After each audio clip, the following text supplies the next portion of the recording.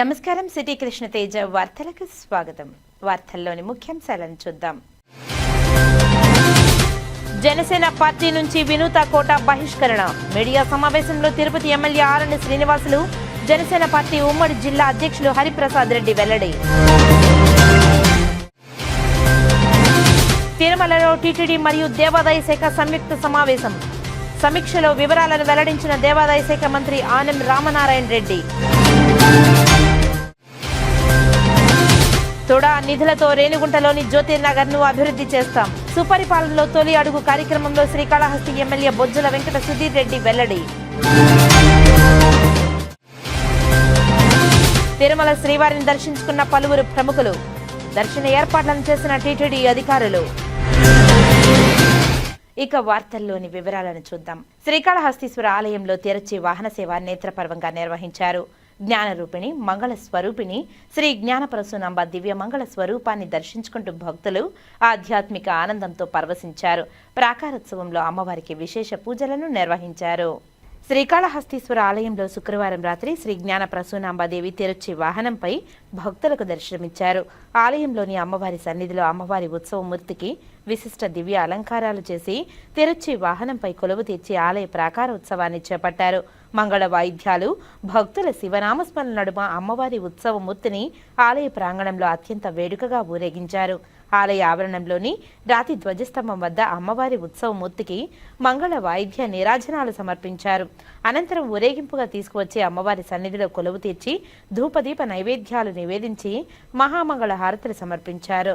విశేష సంఖ్యలో భక్తులు దివ్యమంగళ స్వరూపిణి శ్రీ జ్ఞానప్రసూనాంబిక దేవిని దర్శించుకుంటూ శివనామస్మరణలు చేస్తూ ఆధ్యాత్మిక ఆనందంతో పరవశించి ప్రణమిల్లారు.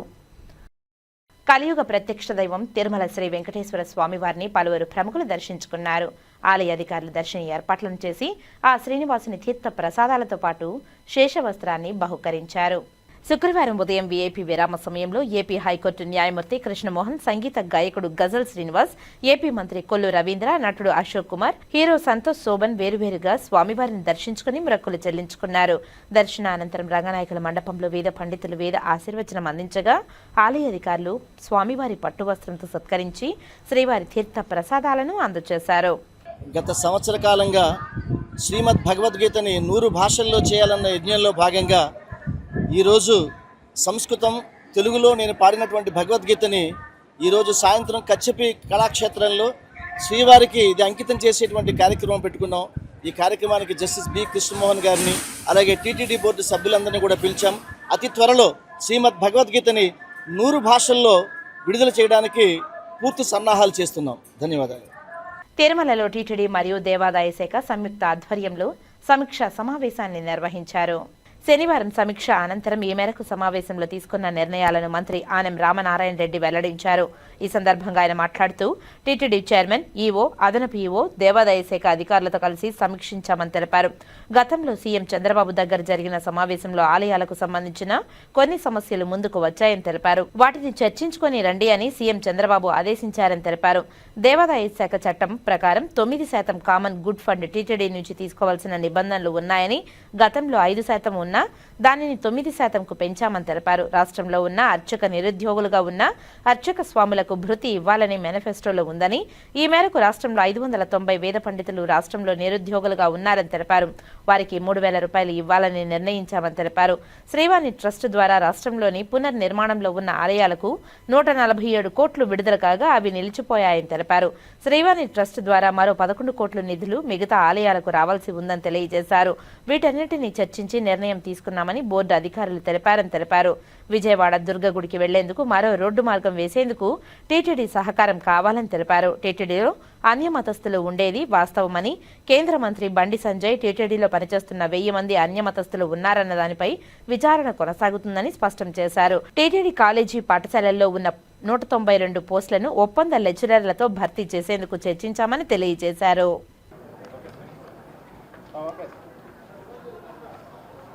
ఈరోజు తిరుమలలో టీటీడీ దేవస్థానం సంబంధించినటువంటి చైర్మన్ గారు, ఈవో గారు, అడిషనల్ ఈవో గారు, ఇతర అధికారులు, అలాగే రాష్ట్ర దేవాదాయ శాఖ సెక్రటరీ గారు, కమిషనర్ గారు వారితోటి నేను కలిసి గతంలో అనేక రివ్యూల్లో మా దగ్గరకు వచ్చినటువంటి కొన్ని సమస్యల్ని పరిష్కరించే దిశగా ఇవాళ చర్చించడం జరిగింది. వీటిల్లో ప్రధానంగా ముఖ్యమంత్రి గారి దగ్గర జరిగినటువంటి సమీక్షలో కూడా కొన్ని సమస్యలు అక్కడ రావడం, వాటిని పూర్తి స్థాయిలో మీరు చర్చించుకొని రండి, వాటిని ఏ విధంగా పరిష్కరించాలనే విషయంలో కొన్ని నిర్ణయాలు తీసుకోవడం జరిగింది.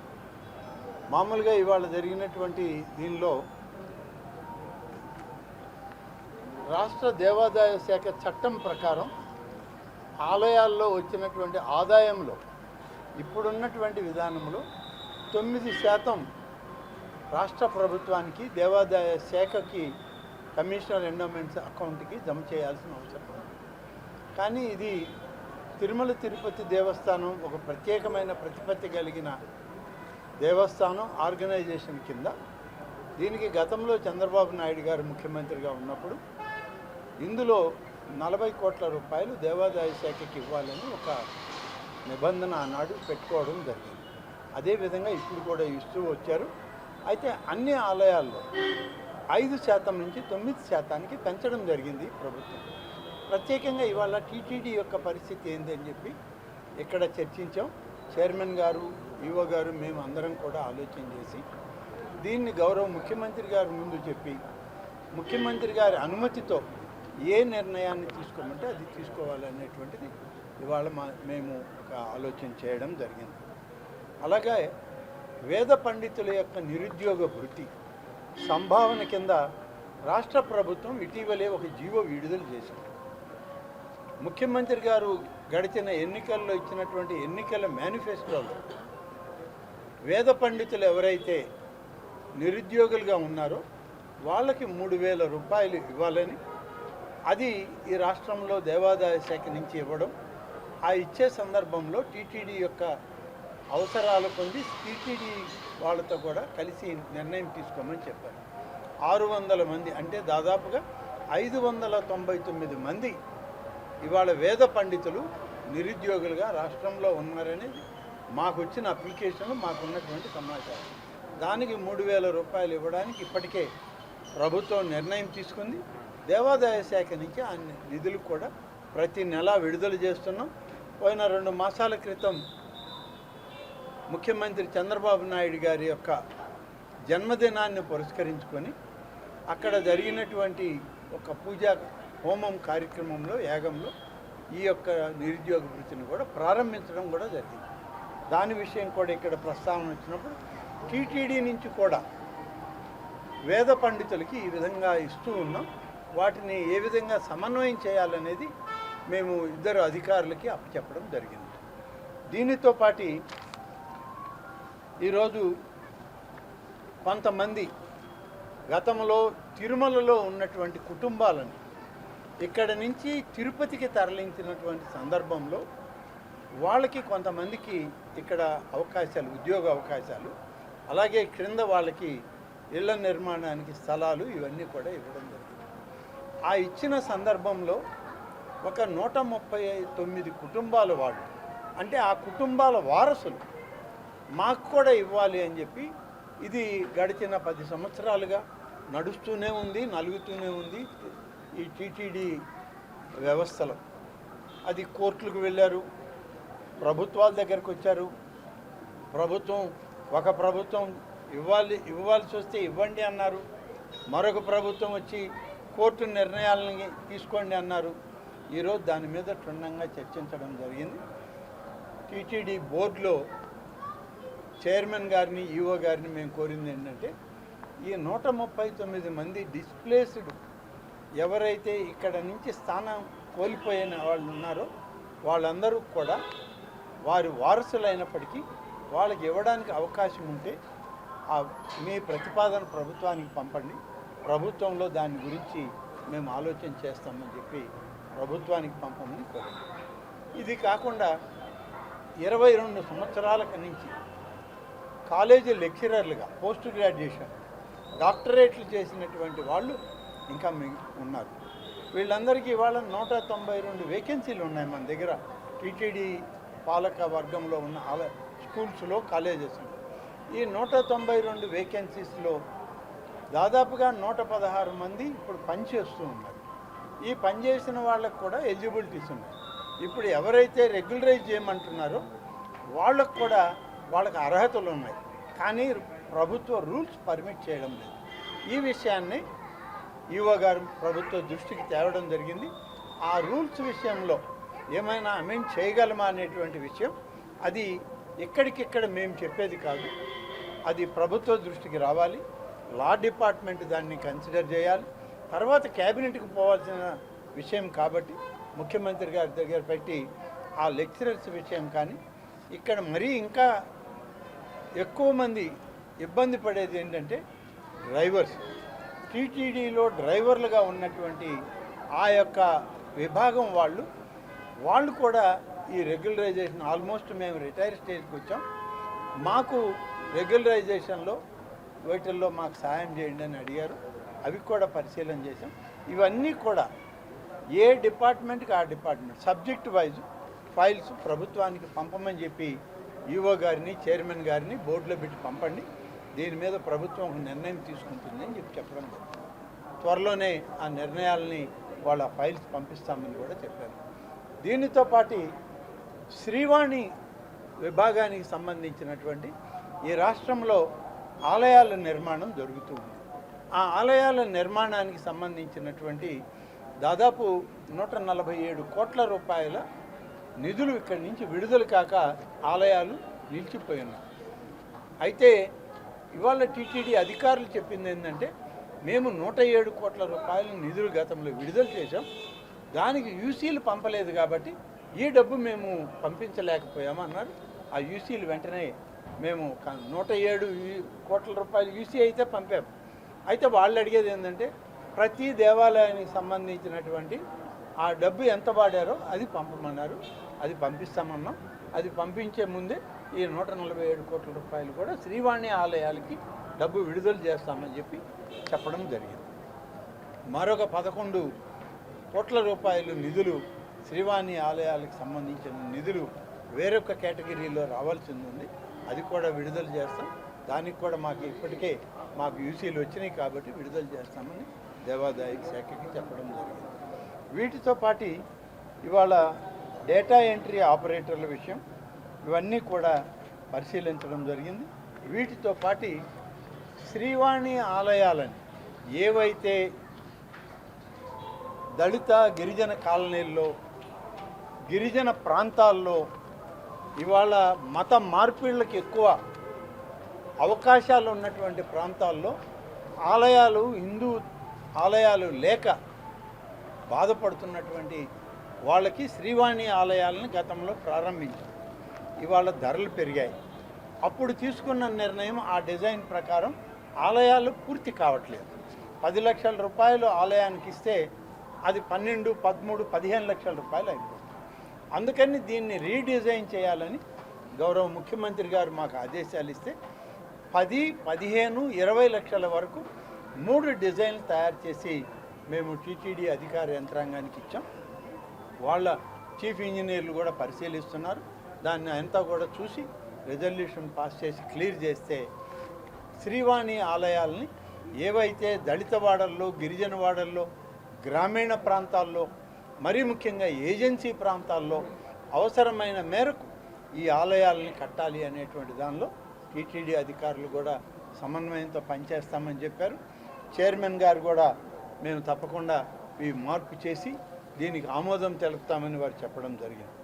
దీంతోపాటు కనకదుర్గమ్మ గుడి విజయవాడలో వెలిసినటువంటి కనకదుర్గమ్మ గుడికి సంబంధించిన అభివృద్ధి కార్యక్రమాలకి టీటీడీ నుంచి కొన్ని సహాయ సహకారాలు మాకు అవసరమవుతాయి. అవి కావాలి, మీ సహకారం అందించండి అని చెప్పి మనం కోరాం. ఒక 2 ఎకరాల 10 సెంట్ల భూమి టీటీడీ మన కనకదుర్గమ్మ ఆలయానికి వెళ్ళే దుర్గా ఘాట్ రోడ్డుకి పక్కనే ఒక 100 మీటర్లలో ఆ స్థలం ఉంది. ఈ స్థలం ఒక డోనార్ టీటీడీకి ఇచ్చారు. ఇవాళ డోనార్లు ఇచ్చినటువంటి ఒక ఆలయానికి ఇస్తే మళ్ళీ ఆ ఆలయం ఇంకొక ఆలయానికి మేనేజ్మెంట్కి ఇవ్వడానికి లేదు, మన చట్టం ఒప్పుకోదు. అందుకని మేమేమి రిక్వెస్ట్ చేశామంటే డోనార్ని కూడా కన్విన్స్ చేసి టైటిల్ మీరు మార్చొద్దు, యాజమాన్యపు హక్కులు తిరుమల తిరుపతి దేవస్థానానికే ఉంచండి, కనకదుర్గమ్మ ఆలయ యాజమాన్యానికి మాత్రం లీజుకి ఇవ్వండి ఆ 2 ఎకరాలు, దానిలో multi storeyed car parking, dormitories ఇలాంటి అన్నీ కట్టినట్లయితే అక్కడి నుంచే ఇప్పుడున్న ఎగ్జిస్టింగ్ దుర్గా ఘాట్కి మరొక కొత్త రోడ్డు నిర్మాణం చేస్తే 2 రోడ్లు రహదారులు ఏర్పడతాయి. ఒక దారి పోవడానికి, ఒక దారి తిరిగి రావడానికి ఇప్పుడున్న ఒత్తిడి తగ్గుతుంది. కాబట్టి మీరు సహకరించండి అని అడిగాం. దానికి కూడా పాజిటివ్గా రియాక్ట్ అయ్యారు. ఏది ఏమైనప్పటికీ సుహృద్భావ వాతావరణంలో టీటీడీ రాష్ట్ర దేవాదాయ శాఖ మధ్య జరిగినటువంటి సమన్వయ సమావేశం మంచి వాతావరణంలో జరిగింది. ప్రభుత్వం కూడా టీటీడీ యొక్క సమస్యల్ని వాళ్ళు కూడా కొన్ని సమస్యలు మా దృష్టిలో పెట్టారు. గౌరవ ముఖ్యమంత్రి దృష్టికి తీసుకెళ్ళి, అలాగే ఇప్పటికే ఉన్న ఎంప్లాయీస్ ఇష్యూస్ ఉన్నాయి, 3-4 కేటగిరీల్లో ఉన్నారు, వాళ్ళందరికీ కూడా పాజిటివ్ దృక్పథంతో చూసి ప్రభుత్వానికి నివేదించండి. అవసరమైన మేరకు ఏమైనా సర్వీస్ రూల్స్లో మార్పు చేయాల్సినటువంటి అవసరం ఉంటే ఆ మార్పులు కూడా చేయడానికి మేము మా వంతు కృషి చేస్తాం. ఇది కేబినెట్ వరకు పోవాల్సినవి కొన్ని ఉన్నాయి, వాటిల్లో కూడా దాని మీద ఒక నిర్ణయం చేస్తామని చెప్పి చైర్మన్ గారికి, ఈఓ గారికి, అడిషనల్ ఈఓ గారికి చెప్పాం. మా కమిషనర్ గారు, మా దేవాదాయ శాఖ సెక్రటరీ గారు, వారే ఇప్పుడు ఫైనాన్స్ సెక్రటరీ గారు కూడా కాబట్టి ఇవన్నీ కూడా మంచి వాతావరణంలో పాజిటివ్లోగా ఇవన్నీ పరిష్కారం అవుతాయి. కొద్ది రోజుల్లోనే మంచి నిర్ణయాలు వెలువడతాయి ప్రభుత్వం నుంచి, అదేవిధంగా టీటీడీ నుంచి అని చెప్పి నేను భావిస్తా ఉన్నాను. సార్, కేంద్ర హోంశాఖ సహాయ మంత్రి బండి సంజయ్ గారు నిన్న తిరుపతికి వచ్చినప్పుడు టీటీడీలో సుమారు 1000 మంది అన్యమతస్తులు ఇంకా ఉద్యోగంలో కొనసాగుతున్నారు అని చెప్పి ఒక ఆరోపణ చేయడం జరిగింది. ఆల్రెడీ టీటీడీ ఎంక్వైరీ కూడా చేసింది. రాష్ట్ర ప్రభుత్వం కూడా హిందూయేతరులని సాగనాంపి తీరాలి అని ఒక నిర్ణయానికి వచ్చింది. ఏమైనా రివ్యూ జరిగిందా? అసలు 1000 మంది ఉన్నారన్న నంబర్ మీద ఏమైనా స్పష్టత ఉందా? ఇక్కడ నాన్ హిందూస్, హిందూయేతర వ్యక్తులు ఉన్నారనే దాంట్లో ఎలాంటి విభేదం ఏమీ లేదు, ఉన్నది వాస్తవం.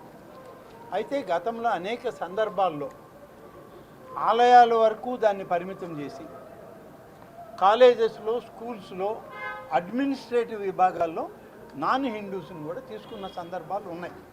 కానీ ఇవాళ మొత్తం మీద హిందూ రిలీజియస్కి సంబంధించినటువంటి ఈ టీటీడీకి సంబంధించినటువంటి నిధులు అటెండర్ దగ్గర నుంచి ప్రిన్సిపాల్స్ వరకు, యూనివర్సిటీ దగ్గర వైస్ ఛాన్సలర్స్ వరకు ఈ డబ్బే ఖర్చు పెడుతున్నాం. కాబట్టి ఈ డబ్బులో నాన్ హిందూస్కి ఇవ్వడానికి వీలు కాదు అనేటువంటిది ఒక వాదన తీవ్రంగా ఉంది. ఈ వాదనని రాష్ట్ర ప్రభుత్వం గుర్తించింది. దాని మీద కూడా ఇవాళ మేము చర్చించాం. నిన్న బండి సంజయ్ గారు చెప్పినటువంటి విషయం కూడా ప్రస్తావనకు వచ్చింది. కానీ ఎంతమంది ఉన్నారు అనేటువంటి దాని మీద ఒక కరెక్ట్ నంబర్ అయితే నా దగ్గర లేదు, కానీ ఆ నంబర్ కూడా ఈఓ గారు ఇవ్వడం జరిగింది. త్వరలోనే ప్రభుత్వానికి దానికి సంబంధిత ఫైల్ పంపమన్నాం.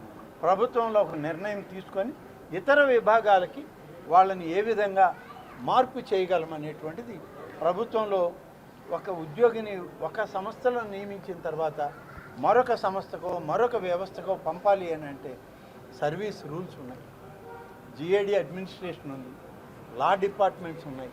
ఒక చిన్న ఉద్యోగాన్ని మంజూరు చేయాలంటే చాలా పెద్ద కష్టం. అట్లాంటిది ఉద్యోగుల్ని మార్పు చేయడానికి ఇవాళ చాలా నిబంధనలు అడ్డం వస్తున్నాయి. వాటిని అన్నిటినీ తప్పనిసరిగా దృష్టిలో పెట్టుకొని నాన్ హిందూస్ని లోకల్సా, నాన్ లోకల్సా ఈ పరిగణలోకి కూడా తీసుకోవాలి. వాళ్ళందరినీ కూడా డిస్ప్లేస్ చేసేటప్పుడు ఏ విభాగాలకు పంపిస్తే బాగుంటుందనే విషయం కూడా ప్రభుత్వంలో ఎక్కడ ఖాళీలు ఉన్నాయి ఇవన్నీ కూడా ఒకసారి అవగాహన చేసుకున్న తర్వాత నిర్ణయం తీసుకుందామని కూడా చెప్పడం జరిగింది. సార్, ఉమ్మడి చిత్తూరు జిల్లా వ్యాప్తంగా హస్తీరాంజీ మఠానికి సంబంధించిన భూములు అమ్మేస్తాను చాలా ప్రాంతాలు రాష్ట్ర ప్రభుత్వం కొత్తగా ఏర్పడినాక దాని మీద ప్రత్యేక ఫోకస్ పెట్టి ఏదైతే అన్యాక్రామం ఉందో దాన్ని అన్నీ కూడా స్వాధీనం చేసుకుంటామని చెప్పి, కానీ దాని ఎంతవరకు వచ్చింది? ఇటీవల కాలంలోనే మీ అందరికీ కూడా తెలుసు, హతీరాం మఠకి సంబంధించినటువంటి ఒక స్థలాన్ని కబ్జా చేసి దానికి చుట్టూ ఇళ్ళు వేయడం లేకుంటే కాంపౌండ్లు కట్టడం జరిగితే 27 ఎకరాలకు సంబంధించినటువంటి భూమి జిల్లా కలెక్టర్ గారిని ఎస్పీ గారికి ఆదేశాలు ఇచ్చి ఆ భూమిని తిరిగి ఎండోమెంట్ డిపార్ట్మెంట్ స్వాధీనం చేసుకోవడం జరిగింది. మొత్తానికి అక్కడ ఉన్నవన్నీ ఖాళీ చేశాం. కలెక్టర్ గారు కూడా మా డిపార్ట్మెంట్ని అడిగారు, ఫండ్స్ ప్రొవైడ్ చేయండి, ఈ మొత్తానికి కాంపౌండ్ వాల్ కానీ మీ ఫెన్సింగ్ కానీ వేసి ఎండోమెంట్ డిపార్ట్మెంట్ అని దీనికి బోర్డు పెట్టండి అని చెప్పడం కూడా జరిగింది. ఇలా ఇక్కడే కాదు, అక్కడక్కడ అతిరామ్ మఠకి సంబంధించినటువంటి భూములు బయట ప్రాంతాల్లో కూడా కోట్లాది రూపాయలు విలువ చేసే భూములు ఉన్నాయి. వీటికన్నిటికీ అతిరామ్ మఠలో ఇవాళ సరైనటువంటి ఫిట్ పర్సన్ లేరు. నామినేటెడ్ ఫిట్ పర్సన్ మాత్రమే ప్రభుత్వం వేశాం. దీనికి మా కాళహస్తి ఈవో ఎవరైతే స్పెషల్ గ్రేడ్ డిప్యూటీ కలెక్టర్ ఉన్నాడో వారిని ఇన్ఛార్జిగా పెట్టడం కూడా జరిగింది. కానీ దీనికి ఒక పీఠాధిపతిని వేయాల్సిన అవసరం ఉంది. త్వరలోనే ఆ ఫైల్స్ అన్నీ కూడా తెమ్మని చెప్పాం. ఇవన్నిటిని కూడా పరిశీలన చేసి ముఖ్యమంత్రి గారితో మాట్లాడి అతిరామ్ మఠ్కి ఒక చట్టబద్ధమైనటువంటి వ్యవస్థని ఏర్పాటు చేసి ఆ ఆస్తులన్నింటినీ కూడా ప్రొటెక్ట్ చేయాలనేది రాష్ట్ర ప్రభుత్వం యొక్క నిర్ణయం. అన్ని దేవాలయాలు 5 లక్షలకు పైబడి 25 లక్షలకు లోబడినటువంటి ఆలయాలు 1014 దేవాలయాలు మా దగ్గర ఉన్నాయి. ఈ 1014 ఆలయాలకు కూడా పాలక వర్గాలని నియమించాలని చెప్పి ముఖ్యమంత్రి గారు కమిషనర్ గారికి మాకు శాఖకి ఆదేశిస్తే వారు నోటిఫై కూడా చేశాం. కానీ ఏమవుతుందంటే కొన్ని దగ్గరలో 1 మాసం 2 మాసాలు పాత పాలక వర్గాలు ఉన్నాయి. వాళ్ళ టర్మ్ కాకుండా వాళ్ళని తీసేసి మేము కొత్త కమిటీలు వేయడానికి అవకాశం ఉంది. వేస్తే ఆ పాలక వర్గాలకి మాకు సమయం ఉంది అని చెప్పి న్యాయస్థానాలను ఆశ్రయించేటువంటి అవకాశం ఉంది. న్యాయస్థానాల దగ్గరికి వాళ్ళు వెళ్ళిన తర్వాత ఆ కేసు 1 నెలలో పోయేదాన్ని మేము 1 సంవత్సరమో 2 సంవత్సరాలు పాత పాలక వర్గాలకే అప్పజెప్పాల్సిన పరిస్థితి ఉంది. అందుకని ఈ ఆగస్టు మాసం లోపల అన్నిటిని కూడా ప్రక్షాళన చేసి కొత్త పాలక వర్గాలను వేయడానికి ఇప్పటికే నివేదికలు సిద్ధంగా ఉన్నాయి. బహుశా ఈ మాసం చివరి వారంలో ఆగస్టు మాసంలోనే ఈ 1014 ఆలయాలకి పాలక వర్గాలను మేము వేసేయడం జరుగుతుంది. ఇవి కాక ఇంకా కొన్ని ఆలయాలు ఉన్నాయి. 25 లక్షలకు పైన ₹1 కోటి 5 కోట్లకు లోపల ఉన్న ఆలయాలు, వాటిని కూడా నోటిఫై చేయమంటున్నాం. వాటి పాలక వర్గాలను కూడా చేయాల్సిన అవసరం ఉంది. మరిన్ని పెద్ద టెంపుల్స్ కొన్ని ఉన్నాయి. చైర్మన్ రిజైన్ చేసేసారు ప్రభుత్వం మారగానే, పాలకవర్గం సభ్యులు రిజైన్ చేయలేదు. కొన్ని దగ్గరలో పాలకవర్గం రిజైన్ చేసింది, చైర్మన్ రిజైన్ చేయాలి. ఏ ఒక్కరిని తాగినా వాళ్ళు తిరిగి న్యాయస్థానాలను అడ్డం పెట్టుకుని కొనసాగడానికి ఒక ప్రయత్నం చేస్తున్నారు. ఇది రాజకీయ వాతావరణంలో వచ్చేటువంటి కార్యక్రమం. అందుకని మేము కూడా ఆచితూచి రాజకీయ కలుషితం కాకూడదు ఈ దేవాదాయ శాఖ అని, వాళ్ళ టర్మ్ ఎప్పుడైతే అయిపోతుందో అప్పుడే మేము కొత్త పాలక వర్గాలను వేయడానికి 1 సంవత్సరం రోజులు వేచి చూసాం. ఈ నెలలో దాదాపుగా 1014కి వేస్తున్నాం. మరొక 500-600 ఆలయాలకి ఇంకొక 2-3 మాసాల్లో పూర్తి చేస్తాం. లేదు, అవి చైర్మన్ గారు మేము మాట్లాడుకున్న తర్వాత ఇక్కడ మా డిస్కషన్ జరిగింది. తర్వాత మళ్ళీ సీఎం గారి దగ్గర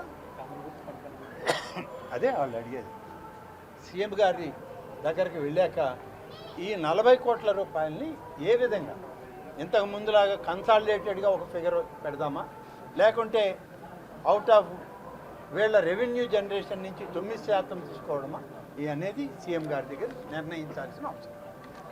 గవర్నమెంట్ నోటీసులో ఉంది. ఇది త్వరలోనే దాని మీద ఒక నిర్ణయం చేయడం జరుగుతుంది. ఆల్రెడీ దీని మీద ఉన్న పోలీస్ కంప్లైంట్లు, పోలీస్ ఇన్వెస్టిగేషన్ రిపోర్ట్స్ అన్నీ కూడా రాష్ట్ర ప్రభుత్వానికి తెప్పించడం జరిగింది.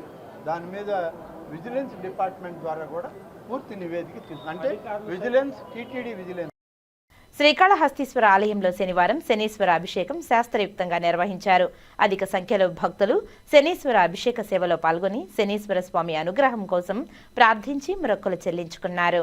శ్రీకాళహస్తి ఆలయంలో శనివారం శనీశ్వర స్వామి అభిషేక సేవ వేదోక్తంగా జరిపారు. ఆలయ అర్చకులు, వేద పండితుల ఆధ్వర్యంలో కలశ స్థాపన పూజలు జరిపి మూల విరాట్కు వివిధ రకాల సుగంధ ద్రవ్యాలతో వేద మంత్రోచ్చరణ నడుమ అభిషేకాలను నిర్వహించి తైలంతో విశేష అభిషేకాలు జరిపారు. అనంతరం స్వామివారికి దివ్య అలంకారాలు చేసి ధూపదీప నైవేద్యాలు నివేదించి మహామంగళ హారతులను సమర్పించారు. అధిక సంఖ్యలో భక్తులు శనీశ్వర స్వామికి సాంప్రదాయ పద్ధతిలో ప్రదక్షిణలు నిర్వహించి మొక్కులు చెల్లించుకున్నారు. ఈ కార్యక్రమంలో deputy EO NR Krishnareddy, AEO Vidyasagar Reddy, temple inspector Hari Yadav, temple superintendent Nagabhushanam Yadav, ఆలయ అధికారులు పాల్గొన్నారు. శ్రీ వెంకటేశ్వర వైద్య విజ్ఞాన సంస్థ, స్విమ్స్ మరియు Perumallapalli retired employees welfare association Tirupati రూరల్లో స్విమ్స్ ఉచిత సూపర్ స్పెషాలిటీ మరియు పింక్ బస్ ద్వారా ఉచిత క్యాన్సర్ వ్యాధుల శిబిరాలను నిర్వహించారు. విశ్రాంత ఉద్యోగుల సంక్షేమ సంఘం పెరుమాళ్లపల్లి వారి అభ్యర్థన మేరకు శనివారం ఈ ఉచిత వైద్య శిబిరం నిర్వహిస్తున్నట్లు SVIMS medical superintendent doctor Ram తెలియజేశారు. ఈ ఉచిత సూపర్ స్పెషాలిటీ జనరల్ వైద్య శిబిరం మరియు పింక్ బస్లను స్విమ్స్ డైరెక్టర్ మరియు ఉపకులపతి doctor RV Kumar, retired employees welfare association గౌరవ president G Subrahmanyam Reddy, president Ramurthy Reddy, vice president Kumaraswamy Reddy, SVIMS retired deputy director Y Venkataramireddy మరియు జనరల్ సెక్రటరీ తిరుమల రెడ్డి మరియు ఈసీ మెంబర్స్ సంయుక్తంగా జ్యోతిని వెలిగించి వైద్య శిబిరాన్ని ప్రారంభించారు. SVIMS retired deputy director why Venkata Ramareddy మాట్లాడుతూ retired employees welfare association Perumallapalli గ్రామంలో ఆధ్వర్యంలో ఈ ఉచిత సూపర్ స్పెషాలిటీ జనరల్ వైద్య శిబిరం మరియు పింక్ బస్ కార్యక్రమాన్ని నిర్వహించామని తెలిపారు. పెరుమాళ్లపల్లి మరియు చుట్టుప్రక్కల ఉన్న గ్రామాల మహిళలు ఆరోగ్యం కోసం క్యాంపు నిర్వహణకు అంగీకరించి క్యాంపును ఏర్పాటు చేసి స్విమ్స్ డైరెక్టర్ మరియు ఉపకులపతి డాక్టర్ ఆర్వి కుమార్ కు స్విమ్స్ వైద్య బృందానికి కృతజ్ఞతలు తెలియజేస్తూ స్విమ్స్ డైరెక్టర్ ని సన్మానించారు. స్విమ్స్ డైరెక్టర్ మరియు ఉపకులపతి ఆర్వి కుమార్ మాట్లాడుతూ ఉచిత సూపర్ స్పెషాలిటీ జనరల్ వైద్య శిబిరం మరియు పింక్ బస్ను ఇక్కడ నిర్వహించడం చాలా సంతోషంగా ఉందని తెలిపారు. ప్రతి మహిళ ఆరోగ్యంగా ఉండాలని, క్యాన్సర్ వ్యాధిని మొదటి దశలో గుర్తించడం ద్వారా నివారణ సాధ్యమని స్విమ్స్ అన్ని రకాల క్యాన్సర్లకు మెడికల్, సర్జికల్, రేడియేషన్, ఆంకాలజీ విభాగాలతో రాష్ట్రంలోని గుర్తింపు పొందిన హాస్పిటల్ అందరికీ వైద్య సౌకర్యాలు కల్పిస్తున్నామని తెలియజేశారు. పేదల కొరకు ఆరోగ్యశ్రీ ద్వారా ఉచిత వైద్య శిబిరం కూడా అందిస్తున్నామని, మహిళలందరూ ధైర్యంగా ముందుకు వచ్చి పరీక్షలు పింక్ బస్ ద్వారా చేయించుకోవాలని తెలియజేశారు. టీటీడీ మరియు రాష్ట్ర ప్రభుత్వం సహకారంతో ఇప్పటి వరకు దాదాపు 15,000 మంది మహిళలకు పింక్ బస్ ద్వారా క్యాన్సర్ నిర్ధారణ పరీక్షలు ఉచితంగా నిర్వహించడం జరిగిందని, ఇలాంటి వైద్య సేవలను అందరూ వినియోగించుకోవాలని కోరారు. ఈ కార్యక్రమంలో క్యాన్సర్ అవగాహన పుస్తకాలను క్యాంపులకు విచ్చేసిన మహిళలకు అందజేశారు. ఈ క్యాంపులో 100 మంది మహిళలకు పింక్ బస్ ద్వారా క్యాన్సర్ నిర్ధారణ పరీక్షలు, మోమోగ్రఫీ, అల్ట్రాసౌండ్, ఓరల్ పరీక్షలను ఉచితంగా నిర్వహించారు. కార్యక్రమ నిర్వహణకు P Damodar Reddy, Kotireddy, G Parvathi, Shankaraiah, Ramachandrareddy, Sumathi, Balasubramanyam, Kesavareddy, Ramachandrareddy, P Subrahmanyam Reddy మరియు గ్రామస్తులు సహకరించారు. ఈ క్యాంపుకు మండల అధ్యక్షులు ఈశ్వర్రెడ్డి, పెరుమాళ్లపల్లి పంచాయతీ ఉప సర్పంచ్ వెంకట నారాయణ రెడ్డి మరియు స్థానికులు పాల్గొన్నారు. ఈ క్యాంపులో మొత్తం 215 మందికి ఉచితంగా వైద్య సేవలు అందించి మందులు అందించారు. పింక్ బస్ ద్వారా 74 మంది క్యాన్సర్ వైద్య పరీక్షలు నిర్వహించారు. స్విమ్స్ వైద్యులు, పింక్ సిబ్బంది, స్విమ్స్ సిబ్బంది తదితరులు ఈ కార్యక్రమంలో పాల్గొన్నారు.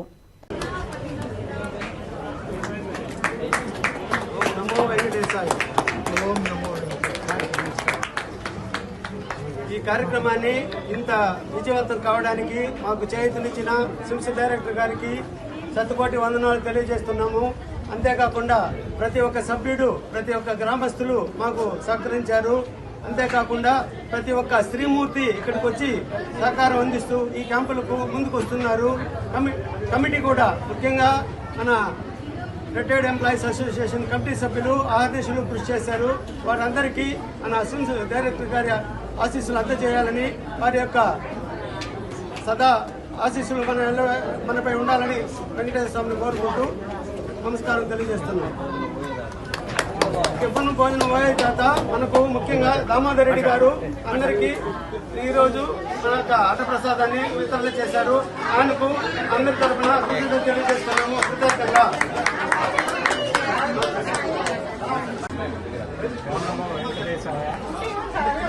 ఈరోజు పెరుమాళ్లపల్లిలో విశ్రాంత ఉద్యోగుల సంక్షేమ సంఘం వారు తలపెట్టినటువంటి ఈ మెగా క్యాంప్లో Sri Venkateswara institute of medical sciences తరఫున, పద్మావతి మెడికల్ కాలేజ్ తరఫున పాల్గొనడం మాకు చాలా సంతోషంగా ఉంది.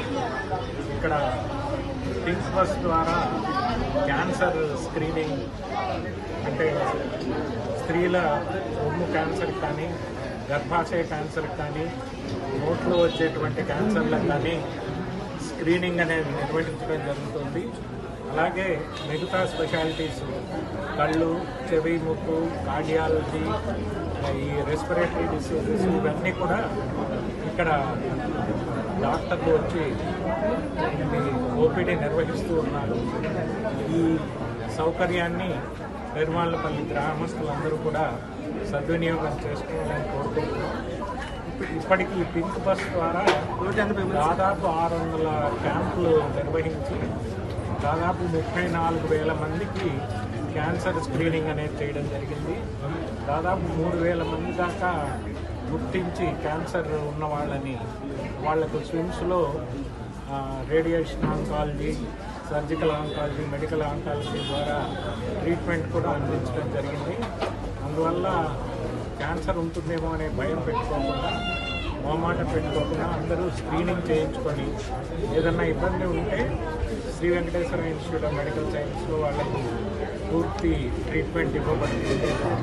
ఈ అవకాశాన్ని సద్వినియోగం చేసుకోవాలని మీ అందరినీ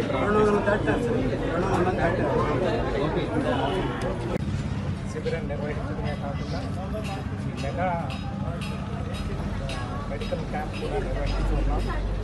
ఇది ఏర్పాటు చేసినటువంటి పెరుమాళ్ళపల్లి విశ్రాంత ఉద్యోగులందరికీ కూడా కృతజ్ఞతలు. ఇప్పటికీ ఇలాంటి పింక్ బస్లో దాదాపు 600 క్యాంపులు నిర్వహించడం జరిగింది. దాదాపు 30,000 మంది స్క్రీనింగ్ చేయడం జరిగింది. 3,000 మంది దాకా క్యాన్సర్ బాధితులను గుర్తించి వారికి స్విమ్స్లో వైద్యం చేయడం జరిగింది. అందువల్ల ఈ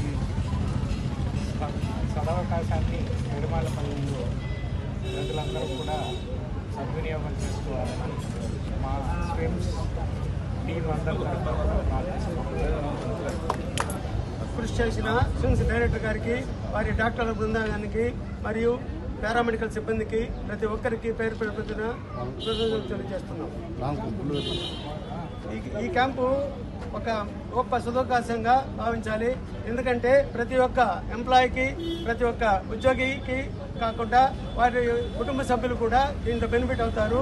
ప్రతి ఒక్కరికి 10,000 రూపాయలు విలువ చేసే పరీక్షలను నిర్వహిస్తున్నారు. మనం బయట పోతే ఇదే ₹1,00,000 కూడా చెల్లించాల్సి వస్తుంది.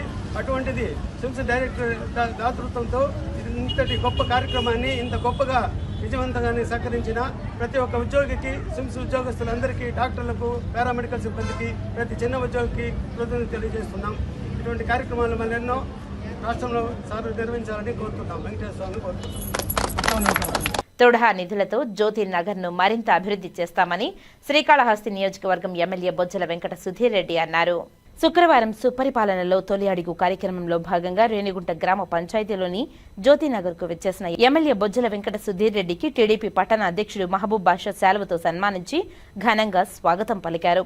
సుపరిపాలనలో తొలి అడుగులో భాగంగా ఇంటింటి అభివృద్ధి కరపత్రాలను ఇంటింటికి వెళ్లి ప్రచారం నిర్వహించారు. అనంతరం ఎమ్మెల్యే బొజ్జల వెంకట సుధీర్ రెడ్డి మాట్లాడుతూ తొడా నిధులతో జ్యోతినగర్ను మరింత అభివృద్ధి చేస్తామని తెలిపారు. కూటమి ప్రభుత్వం ఏడాది పాలనపై ప్రజలకు వివరించి ఇచ్చిన హామీలన్నీ పరిష్కరిస్తామని స్పష్టం చేశారు. కూటమి ప్రభుత్వం ఏర్పడి ఏడాది పూర్తయిన సందర్భంగా రాష్ట్రంలో సుపరిపాలనలో తొలి అడుగు కార్యక్రమం జోరుగా సాగుతుందని ఆనందాన్ని వ్యక్తం చేశారు. కూటమి ప్రభుత్వం అధికారంలోకి వచ్చాక చేపట్టిన అభివృద్ధి పనుల గురించి, ప్రజలకు అందిస్తున్న సంక్షేమ పథకాల గురించి తెలియజేశామని తెలిపారు. ఎన్నికల్లో ఇచ్చిన హామీలన్నింటినీ కూటమి ప్రభుత్వం నెరవేర్చిందని అన్నారు. తల్లికి వందనం, దీపం పథకం, అన్నా క్యాంటీన్లో పునరుద్ధరణ, రైతు సంక్షేమం, ఉచిత సిలిండర్లు, యువతకు ఉద్యోగాల కల్పన వంటి కీలక కార్యక్రమాలను విజయవంతంగా అమలు చేసిందని ఆయన పేర్కొన్నారు. జ్యోతినగర్ ప్రధాన సమస్యలన్నింటినీ అతి త్వరలోనే నెరవేరుస్తామని హామీ ఇచ్చారు. వర్షం పడితే జ్యోతినగర్ నీటిమయం అవుతుందని, తొడా నిధులతో 2 నెలల్లో జ్యోతినగర్ను అభివృద్ధి చేస్తామని హామీ ఇచ్చారు. రోడ్ల సమస్యలు, డ్రైనేజీ సమస్య ప్రధానంగా ఉన్నాయని, వాటిపై అధికారులకు దృష్టి సారించామని అధికారులు తెలిపారు. సుపరిపాలన అందిస్తున్న కూటమి ప్రభుత్వం తొలి అడుగు పూర్తి చేసుకుందని తెలిపారు. ఈ కార్యక్రమంలో రేణిగుంట తెలుగుదేశం పార్టీ మండల అధ్యక్షుడు ముని చంద్రారెడ్డి, పట్టణ అధ్యక్షుడు మహబూబ్ బాషా, విద్యుత్ శాఖ అధికారులు DE Chandrasekhar, ADE Ramesh, AE Punyakoti, line man Govindarajulu, TDP నాయకులు ఆనంపల్లి నాథమునిరెడ్డి, సీనియర్ నాయకులు మునస్వామి తదితరులు పాల్గొన్నారు. ఎక్కడ కూడా ఎవరెవరు ఇల్లు కావాలి నోట్ వేసుకుంటున్నాం, ఇంకా పెన్షన్లు ఎవరు కావాలి నోట్ వేసుకుంటున్నాం. ఇవన్నీ కూడా ప్రాపర్ వేలో ముందుకు పోతున్నామని చెప్పి మీకు తెలియజేసుకుంటూ, అలానే వచ్చే రోజుల్లో కూడా మన మంచినీటి కాలువ గుండా దాన్ని కూడా మేము ఒక డీప్గా దాన్ని బ్యూటిఫికేషన్ చేసి మొత్తం క్లీనింగ్ చేసి ఇవన్నీ కూడా చేద్దామని ఫిక్స్ అయ్యాం. వచ్చే మంగళవారం అన్నా బుధవారం అన్నా మరి దివాకర్ గారు ఎవరైతే తుడా చైర్మన్ గారు ఉన్నారో వారితోని మరి భేటీ కాబోతున్నాం. అటు శ్రీకాళహస్తి మున్సిపాలిటీ, ఇటు తుడా ఇద్దరం కలిసి కూర్చోబోతున్నాం. ఇవన్నీ కూడా టోటల్గా వర్క్స్ అనేది కూడా టేకప్ చేయబోతున్నాం. తుడా నుంచి చెవిరెడ్డి భాస్కర్ రెడ్డి గారు తుడా చైర్మన్ ఉన్నప్పుడు ఆయన ఎంత మోసం చేశాడంటే, మన దగ్గర తూర్పువాకంలో ప్లాట్లు వేసుకుని విప్మాంపట్టల్లో ఎన్ని ఎకరాలు ఇచ్చిన ఐడియా ఉందండి? 143 ఎకరాలు ప్లాటింగ్ చేసి తుడాలు పెట్టి అమ్మిన తర్వాత దాంట్లో మేజర్ షేర్ అమౌంట్ మనకి ఇవ్వాలి. ఇచ్చిన తర్వాత మన కాళాస్త్రి రేణిగుంటలో, ఇటు రేణిగుంట చుట్టుపక్కల మండలంలో అన్ని రోడ్స్ కావచ్చు, డ్రైన్స్ కావచ్చు, ఇవన్నీ డబ్బులు చేస్తాం. ఆ మహానుభావుడు ఏం చేశాడు, తీసుకుపోయి మొత్తం వాళ్ళ ఊర్లో పెట్టుకొని ఇంటి పక్కన స్థలాలు లేకుండా పార్కులు లేకుండా బెంచులు ఇవన్నీ చేశాడు. నిజంగానే ఒక చిత్తశుద్ధి ఉన్న పాలిటిషియన్ ఆ రకం చేస్తారు. దాంట్లో మళ్ళీ కమిషన్ తీసుకు చేసుకుంటే ఇంక నేను జైల్లో ఉండే వాళ్ళ గురించి మాట్లాడడం కూడా నేను కరెక్ట్ అనుకోను. ఈ రకంగా చేస్తే మాత్రం వాళ్ళందరూ శిక్షకు అర్హులు. మేము కూడా చెప్తున్నాం. ఇప్పుడు కూడా నేను తుడాలతో, నేను మొన్న కూడా దివాకర్తో మాట్లాడడం జరిగింది. అవసరమైతే ఒక 50-60 ఎకరాలు ఇక్కడ ప్లాన్ చేసుకొని ఆర్డీఓ కొడతా, ఎంఆర్ఓ కొడతా మాట్లాడుతున్నాను. ఒక 50 ఎకరాలు 100 ఎకరాలు ఇచ్చి మళ్ళీ తిరిగి తుడా లేఅవుట్ చేసుకొని ఆ వచ్చిన డబ్బుతోని మొత్తం కూడా రేణుగుంటని ఒక డిఫరెంట్ లెవెల్లో తీసుకుపోదామని చెప్పి ఆలోచన చేస్తున్నాం. తప్పకుండా వచ్చే కాలంలో ఈ రోజుకి చూసుకోండి, రికార్డ్ చేసుకోండి, ప్రెస్ మిత్రులు అని చెప్తున్నాను. Next 4 years down the line, అంటే నెక్స్ట్ 2029 పోయినప్పటికీ ఏ రకంగా ఉంటుందో ఆ మార్పు అనేది మీ కళ్ళ ముందు వచ్చేట్టు చేస్తామని చెప్పి తెలియజేసుకుంటూ, అలానే ఈ సంక్షేమ కార్యక్రమాలన్నీ కూడా బ్రహ్మాండంగా అందరూ రిసీవ్ చేసుకుంటున్నారు. కానీ కొంతమంది పంటనే అంటున్నారు. వాళ్ళకి తెలియదు ఏంటంటే వాళ్ళకి సెంట్రల్ గవర్నమెంట్ వర్కర్స్ కావచ్చు, గవర్నమెంట్ వాళ్ళకి రాదు కాబట్టి ఆధార్ కార్డు లింక్ చేసి ఉండదు కాబట్టి. రెండోది, వచ్చే ఆగస్ట్ 15 నుంచి మా తల్లులందరికీ కూడా, మహిళలు ఎవరైతే ఉన్నారో అందరూ కూడా బస్సు ఫ్రీ, వాళ్ళందరూ కూడా గుడ్ న్యూస్. కాబట్టి ఇవన్నీ కూడా పెట్టుకొని ఇదొక మంచి ప్రభుత్వం అని చెప్పి మీకు చెప్తా ఉన్నాను. అట్నే చంద్రబాబు నాయుడు గారి మొన్న కూడా కలవడం జరిగింది 2 days బ్యాక్. ఆయనతో పాటు ఒక దగ్గర 30 నుంచి 40 నిమిషాలు కూర్చొని 1-on-1 మాట్లాడడం జరిగింది. కాళాస్త్రి డెవలప్మెంట్ గురించి, బాలాజీ రిజర్వ్ కావచ్చు, మన ఎస్ఎస్ కెనల్ కావచ్చు, మల్లెమడుగు కావచ్చు, ఇవన్నీ కూడా వాళ్ళకి ఇవ్వడం జరిగింది. సో అతి త్వరలో టేకప్ చేస్తాము అని చెప్పి వాళ్ళు మాట్లాడడం జరిగింది. అట్నే రేణిగుంటలో summer storage tanks next year లోపల, నెక్స్ట్ సమ్మర్ లోపల సమ్మర్ స్టోరేజ్ ట్యాంక్ కూడా ప్లాన్ చేస్తున్నాం. With part of TTD, TUDA and local funds కలిపి చేయాలని చెప్పి పెద్ద సమ్మర్ స్టోరేజ్ ట్యాంక్ సరస్వతి మంచినీటి గుంట కూడా, అది కూడా తుడాతో మాట్లాడాం. ఆ తుడా ఫండ్స్ తీసుకొని అది కూడా ఇమీడియట్ చేస్తామని చెప్పి. Thank you. తిరుమల శ్రీవారిని ఏపీ దేవాదాయ శాఖ మంత్రి ఆనం రామనారాయణ రెడ్డి దర్శించుకున్నారు. ఆలయ అధికారులు దర్శన ఏర్పాట్లను చేశారు. ఈ సందర్భంగా ఆయన మీడియాతో మాట్లాడుతూ టీటీడీ దేవాదాయ శాఖకు సంబంధించి అనేక విషయాలను చర్చించామని తెలిపారు. అనేక శాఖల్లో ఉండే ఉద్యోగుల సమస్యలను పరిష్కరించడం, భక్తులకు మెరుగైన సౌకర్యాలు అందించేలా చర్యలు తీసుకుంటున్నామని తెలిపారు. పదవీ విరమణ పొందిన ఉద్యోగులు, అర్చకులు, రవాణా విభాగం వారికి టీటీడీలో అనేక సమస్యలు ఉన్నాయని తెలిపారు. ఉద్యోగులకు న్యాయం చేసుకునేలా నిర్ణయాలు తీసుకోవడం జరిగిందని తెలిపారు. భక్తులకు ఆధ్యాత్మిక భావం ఉట్టిపడేలా ఏర్పాట్లు చేస్తున్నామని వెల్లడించారు. 161 ప్రధాన ఆలయాలలో ప్రసాదాల క్వాలిటీ, దర్శనాలు, విధి విధానాలను మెరుగుపరిచామని తెలిపారు. ఆలయ ప్రాంగణంలో దైవం స్మరణ మినహా మరే కార్యక్రమం నిర్వహించరాదని సీఎం ఆదేశించారని తెలిపారు. దేవాదాయ శాఖ నుంచి కామన్ గుడ్ ఫండ్ నుంచి 200 ఆలయాలకు పునర్నిర్మాణంకు ఆదేశాలు జారీ చేశారని తెలిపారు. ధూపదీప నైవేద్యాలు అందించేలా చర్యలు తీసుకుంటున్నామని చెప్పుకొచ్చారు. తిరుమల తిరుపతి దేవస్థానం ఈరోజు ఆ యొక్క శ్రీ శ్రీ శ్రీ వెంకటేశ్వర స్వామి యొక్క ఆశీస్సులు తీసుకోవడానికి కుటుంబ సమేతంగా రావడం జరిగింది.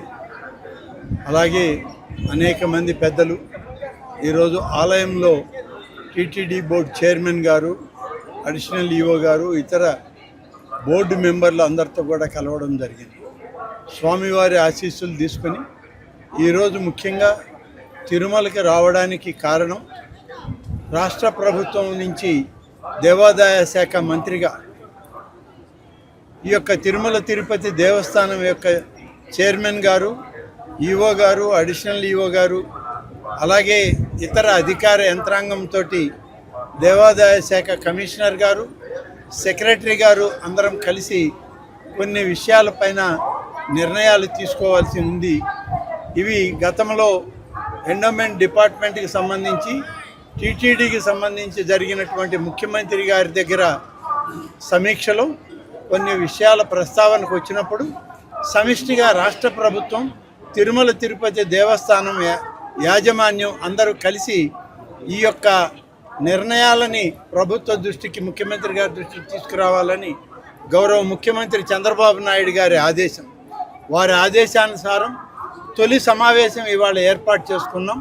తిరుమలలో ఇవాళ తొలి సమావేశం తిరుమల తిరుపతి యాజమాన్యంతో ఈ దేవస్థానం యొక్క ఇక్కడ ఉన్నటువంటి ఉద్యోగస్తులు, అర్చకులు, అలాగే ఈ టీటీడీకి సంబంధించినటువంటి అనేక శాఖల్లో ఉన్నటువంటి ఉద్యోగస్తుల యొక్క సమస్యలను పరిష్కరించడం, మెరుగైన సేవలు సామాన్య భక్తులకి అందించే దానిలో రాష్ట్ర ప్రభుత్వం, దేవాదాయ శాఖ సమన్వయం చేసుకోవాలని గౌరవ ముఖ్యమంత్రి గారు ఇచ్చిన సూచనలు, వారి ఆదేశాల మేరకు ఈరోజు తొలి సమావేశం తిరుమలలో జరుగుతుంది.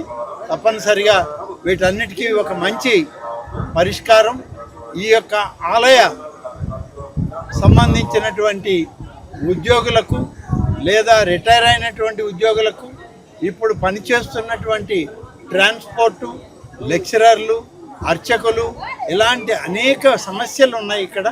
ఆ సమస్యలంతా కూడా ఇక్కడ చర్చించిన తర్వాత ఈ విషయాలన్నింటినీ కూడా రాష్ట్ర ప్రభుత్వానికి విన్నవించి గౌరవ ముఖ్యమంత్రి గారి యొక్క ఆదేశాలు తీసుకున్న తర్వాత స్ఫూర్తి ఆదేశాలని, వీరికి అనుకూలమైనటువంటి ఆదేశాలను ఇవ్వడానికి ఇవాళ ఈ తొలి సమావేశం జరుగుతుంది. ఈ సమావేశం యొక్క ముఖ్య ఉద్దేశం ముఖ్యమంత్రి గారు గతంలోనే చెప్పడం జరిగింది. ఏదైనా సరే దేవాదాయ శాఖకు సంబంధించినటువంటి అనేక విషయాల యొక్క ప్రక్షాళన తిరుమల తిరుపతి దేవస్థానం నుంచే ప్రారంభం కావాలి.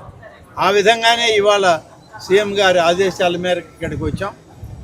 మెరుగైనటువంటి స్వామివారి సేవలు, సామాన్య భక్తులకు కూడా మంచి పరిశుభ్రమైనటువంటి వాతావరణంలో దైవ దర్శనం, ప్రసాదాలు, ఇక్కడ తిరుమలకు వచ్చినటువంటి వాళ్ళకి ప్రశాంతమైనటువంటి వాళ్ళకి మనస్సు ఉండే విధంగా ఏర్పాట్లు చేయడం. ఇక్కడే కాదు, అనేక ఆలయాల్లో ఇప్పటికే చర్యలు తీసుకున్నాం. దాదాపు 161 ఆలయాలు ఉన్నాయి, ప్రధానమైన ఆలయాలు.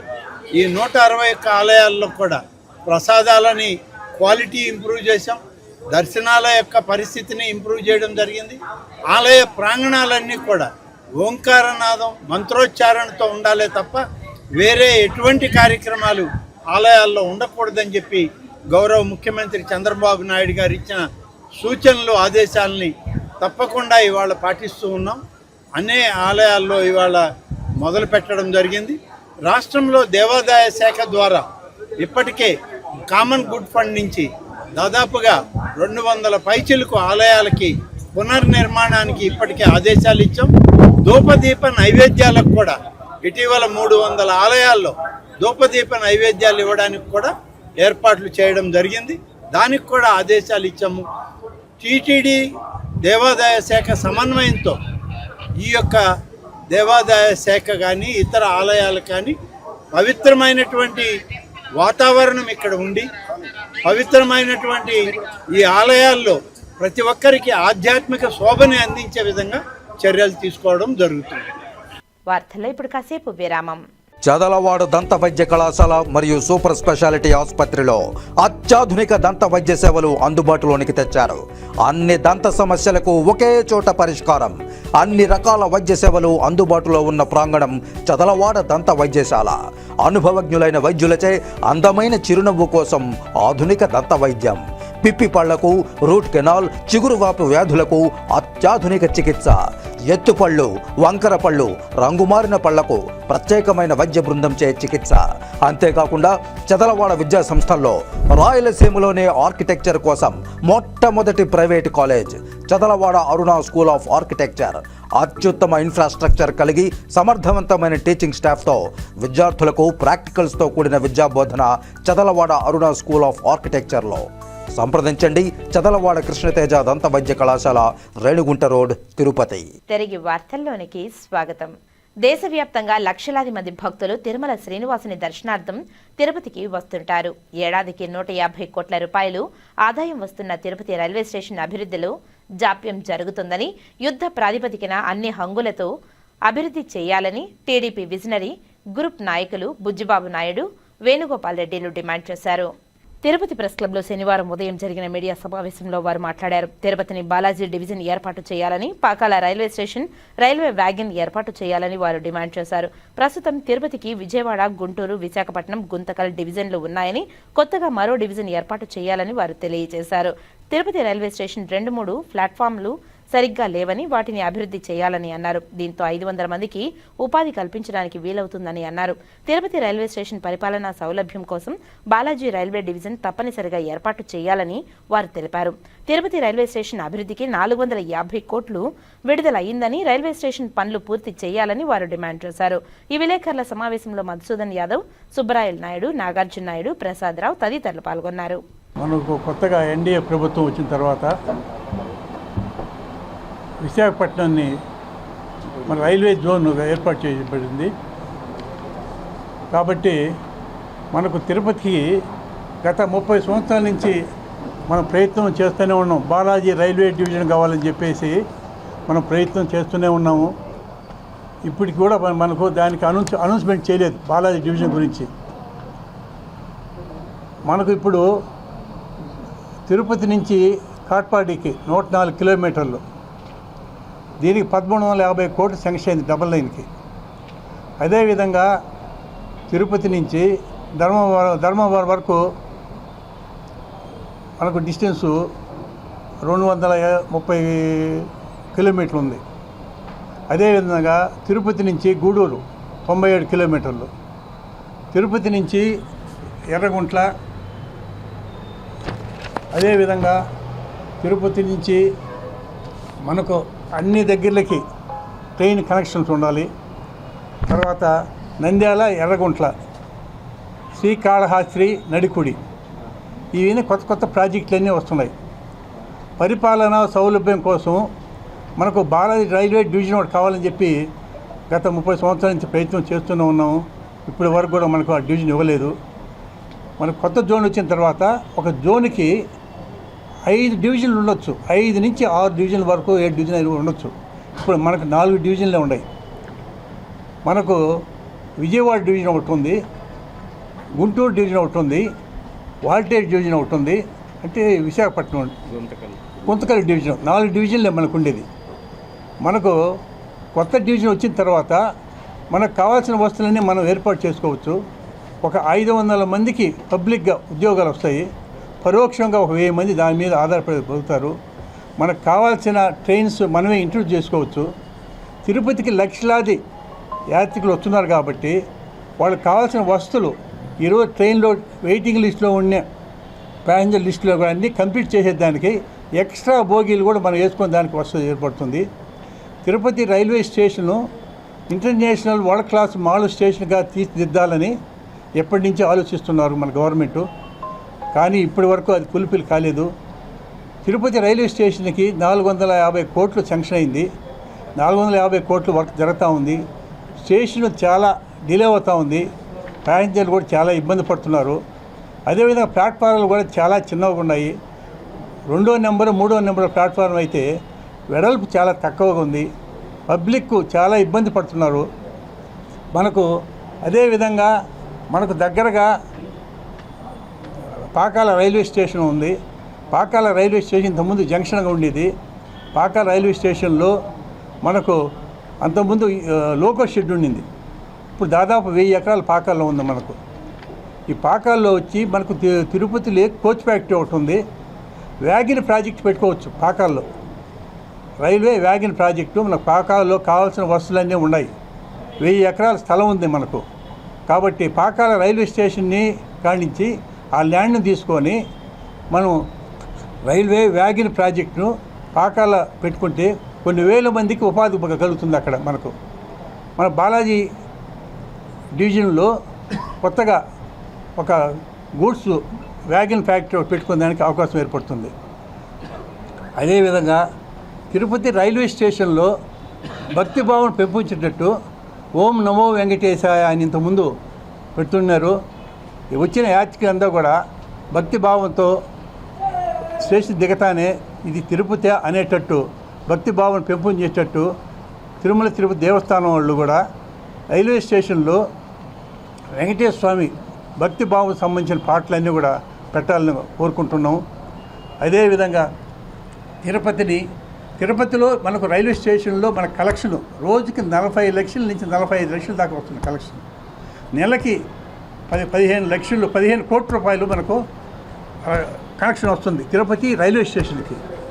తిరుపతి తిరుమల రెండు కలిపి సంవత్సరానికి 150 కోట్లు మనకు ఇన్కమ్ వస్తుంది తిరుపతి రైల్వే స్టేషన్కి.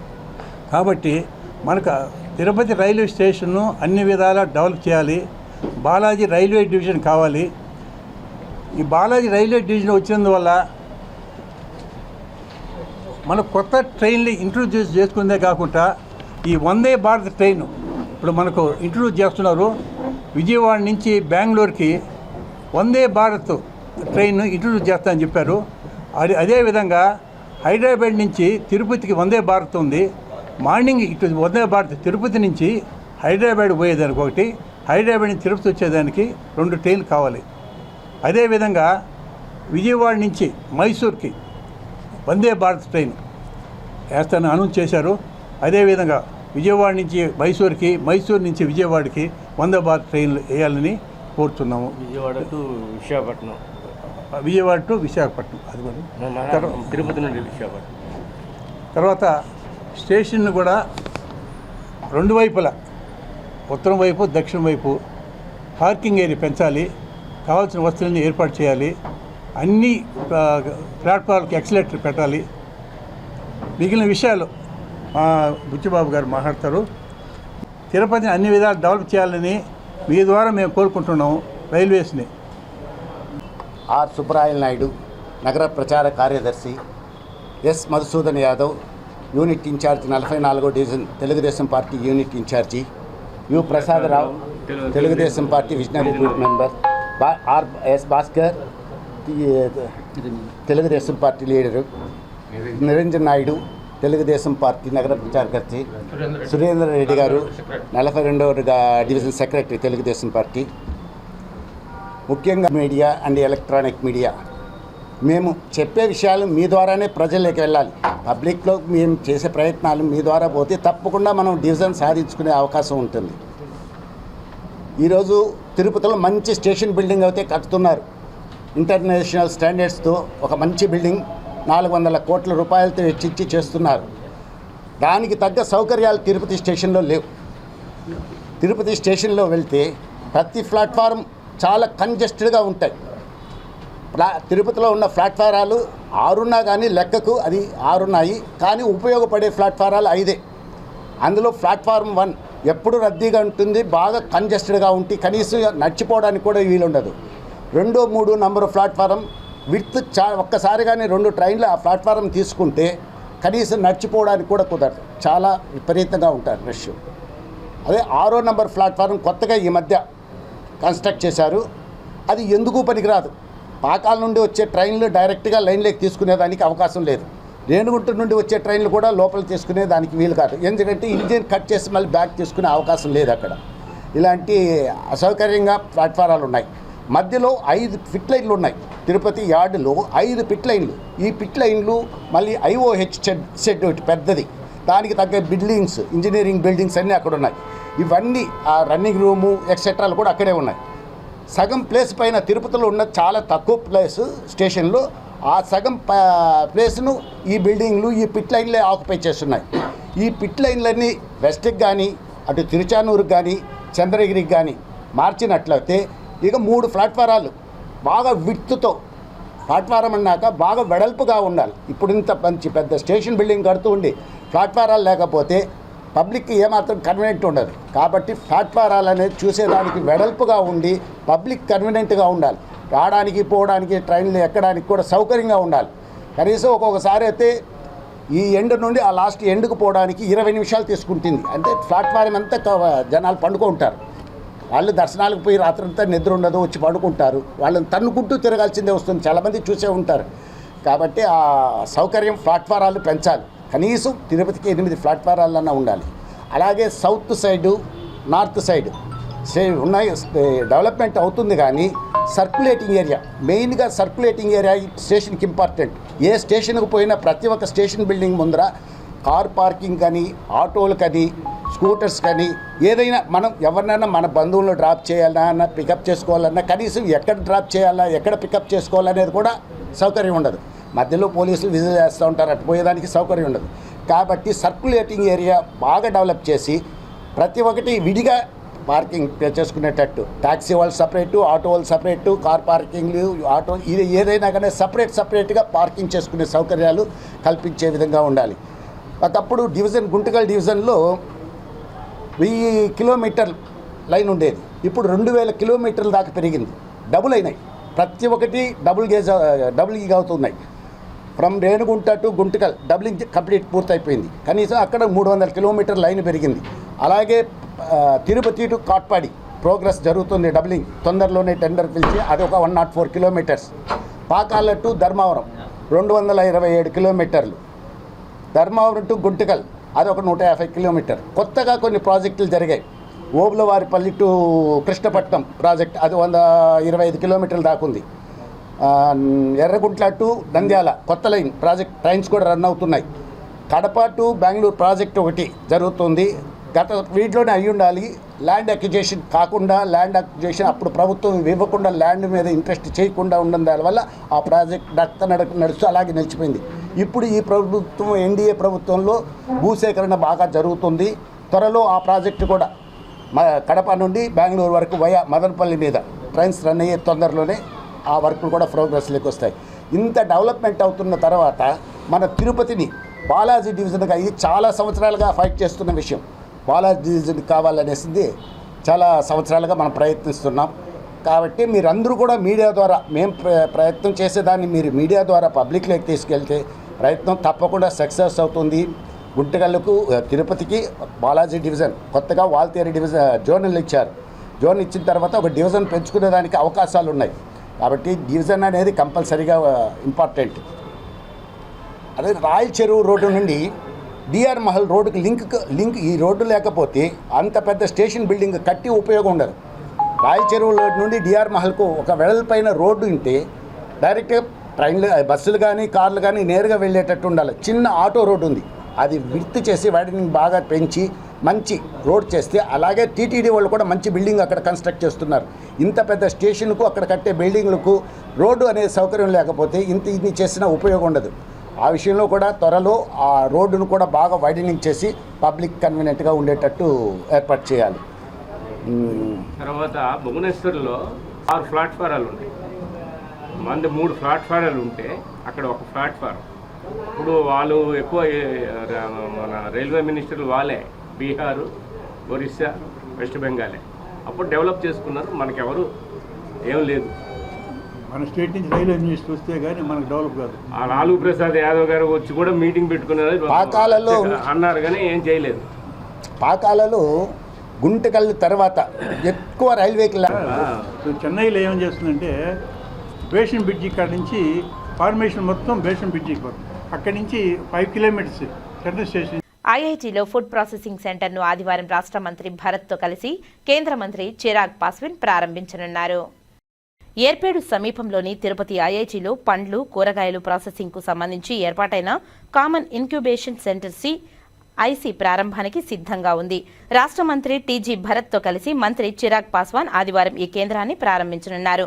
భారత ప్రభుత్వం ఈ కేంద్రాన్ని 3 కోట్లతో ఫుడ్ ప్రాసెసింగ్ మంత్రిత్వ శాఖ, ప్రధానమంత్రి formalisation of micro food processing enterprises పథకం క్రింద అభివృద్ధి చేసింది. దేశవ్యాప్తంగా ఉన్న 76 కేంద్రాలలో తిరుపతిలో ఏర్పాటు అవుతున్న ఈ కేంద్రం ఒకటని తెలిపారు.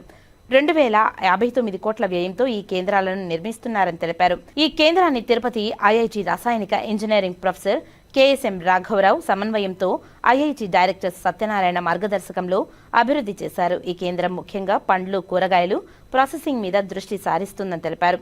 ఒక్కరోజుకు 20 టన్నుల వరకు మామిడి, అంజీర్, జామ తదితర పండ్లను ప్రాసెసింగ్ చేసి జ్యూస్, పల్ప్, జామ్, పికిల్ వంటివి తయారు చేస్తారని తెలిపారు. ఈ కేంద్రం విద్యార్థులకు పరిశోధనా కేంద్రంగా కూడా ఉపయోగపడుతుందని తెలిపారు. MS, PH విద్యార్థులకు ఫుడ్ టెక్నాలజీలో ప్రాక్టికల్ శిక్షణ పొందడానికి మెరుగైన అవకాశం ఉంటుందని తెలిపారు. ఈ సెంటర్లో తయారయ్యే ఉత్పత్తులు స్వస్థ అనే బ్రాండ్ ద్వారా మార్కెట్లోకి రానున్నాయని తెలిపారు. చిత్తూరు జిల్లా తవడంపల్లి మండలం టీపుత్తూరు గ్రామంలో వెలిసిన శ్రీ కోదండరామస్వామి వారి ఆలయంలో వార్షిక బ్రహ్మోత్సవాలలో భాగంగా శనివారం శ్రీ కోదండరాముల వారి స్వామివారి రథోత్సవం అంగరంగ వైభవంగా జరిగింది. అధిక మంది భక్తులు స్వామివారిని దర్శించుకున్నారు. కోదండరాములు స్వామివారు రథంపై గ్రామ పురవీధుల్లో భక్తులకు దర్శనమిచ్చారు. టీపుత్తూరు గ్రామంలోని కోదండ రామాలయంలో ప్రత్యేకంగా ఆడి నెలలో వార్షిక బ్రహ్మోత్సవాలు నిర్వహించడం ఆనవాయితీగా వస్తుంది. ఈ మేరకు ఈ నెల 5వ తేదీ నుండి 19వ తేదీ వరకు 15 రోజులు నిర్వహిస్తున్నారు. రథోత్సవం సందర్భంగా స్వామివారు ఉత్సవ మూర్తులకు ప్రత్యేక పూజలు నిర్వహించిన అనంతరం అత్యంత సుందరంగా అలంకరించే రథంపై స్వామివారు అలంకరించి గ్రామ పురవీధుల్లో ఊరేగించారు. మంగళ వాయిద్యాలు, కేరళ వాయిద్యాలు, పలు సాంస్కృతిక కార్యక్రమాల నడుమ కన్నుల పండుగగా రథోత్సవం నిర్వహించారు. ఈ రథోత్సవాన్ని తిలకించడానికి ఇతర రాష్ట్రాల నుంచి సైతం భక్తులు అధిక సంఖ్యలో వేలాదిగా పాల్గొన్నారు. ఆలయ వంశం పారంపర్య ధర్మకర్త సిద్ధేశ్వర్ రెడ్డి మాట్లాడుతూ ఆలయ భక్తుల సహకారంతో దినదిన అభివృద్ధి చెందుతుందని తెలిపారు. అలాగే స్వామివారి దర్శనార్థం వచ్చిన భక్తులకు ఎలాంటి అసౌకర్యం కలగకుండా భోజనాలు, త్రాగునీరు అన్ని చర్యలు చేపట్టామని వివరించారు. ఎలాంటి అవాంఛనీయ సంఘటనలు జరగకుండా చిత్తూరు వెస్ట్ సిఐ శ్రీధర్ నాయుడు ఆధ్వర్యంలో తవణంపల్లి ఎస్ఐ చిరంజీవి పర్యవేక్షణలో పోలీసులు గట్టి పోలీసు బందోబస్తు ఏర్పాటు చేశారు. బ్రహ్మోత్సవాల దినోత్సవం ఈరోజు రథోత్సవం 50,000 మంది దాకా సుమారు ఇచ్చేసినారు. 50,000 మందికి కూడా అన్నదానము అన్ని సౌకర్యాలు చేస్తున్నాము. ప్రతి సంవత్సరం ఆడి నెలలో జూన్, జూలై మాసంలో ఉత్సవాలు జరుగుతున్నది. ప్రతి ఒక్కరూ ఇంకా భక్తులు వచ్చి కూడా మా ఊరు గుడిని డెవలప్మెంట్ చేయాల్సిందిగా కోరుతున్నాము. జై శ్రీరామ్. చిన్నప్పటి నుంచి నాకు తెలివి వచ్చినప్పటి నుంచి ఇక్కడే ఈ గుడిలోనే చదువుకున్నాను. ఈ గుడి దగ్గర సేవ చేసుకుంటూ, రాముని సేవ చేసుకుంటూ ఇక్కడే చదువుకున్నాను. సో ఇక్కడ చదవడం వల్ల బాగా ఒక రకమైన మంచి నడవడి కానీ మంచి ప్రవర్తన రావడం, అదేవిధంగా నాకు MBBSలో సీటు, మళ్ళీ MDలో సీటు, మంచి ఉద్యోగం వచ్చి ఇప్పుడు డాక్టర్గా ప్రజలు సేవ చేస్తున్నాను. సో తప్పకుండా ఈ దేవుడి సేవ చేసుకున్న వాళ్ళకి మంచి భవిష్యత్తు ఉంటుంది, ఫ్యూచర్లో బాగుంటుంది. మీ పేరు? నా పేరు డాక్టర్ మయూర్నాథ్ రెడ్డి. రిటైర్ అయిన హైదరాబాద్లో ఉన్నాను, వర్క్ చేస్తున్నాను డాక్టర్గా. థ్యాంక్ యూ అందరికీ. జై శ్రీరామ్. శ్రీ కోదండరాముల వారి దేవస్థానం, చిత్తూరు జిల్లా తవణంపల్లి మండలం స్వామివారి వార్షిక బ్రహ్మోత్సవాలలో ఈరోజు రథోత్సవ కార్యక్రమం విశేషంగా గొప్పగా వైభవంగా జరుగుతుంది. ఈ బ్రహ్మోత్సవాల్లో రాముల వారికి రథోత్సవం నాడు విశేషమైన భక్తులు విచ్చేసి స్వామివారిని రథమునందు తిలకించి భక్తి శ్రద్ధలతో స్వామివారి నామాన్ని జపిస్తూ ఈ వార్షిక బ్రహ్మోత్సవ రథోత్సవాన్ని విజయవంతంగా నిర్వహించడానికి సిద్ధమయ్యారు. అశేషమైన ఈ భక్తుల మధ్య జరిగే ఈ రాముల వారి రథోత్సవం మన టీపుత్తూరు గ్రామంలో చాలా వైభవంగా నిర్వహించాము. ఈ దేవస్థాన ఆలయ ధర్మకర్త సిద్ధేశ్వర్ రెడ్డి అను నేను ఈ ఆలయం గత 20 సంవత్సరాల నుండి అభివృద్ధి కార్యక్రమంలో నిర్వహించి ఈ నూతన రథాన్ని కూడా నిర్మించి స్వామివారికి విశేషమైన ఈ బ్రహ్మోత్సవాలను నిర్వహిస్తున్నాము.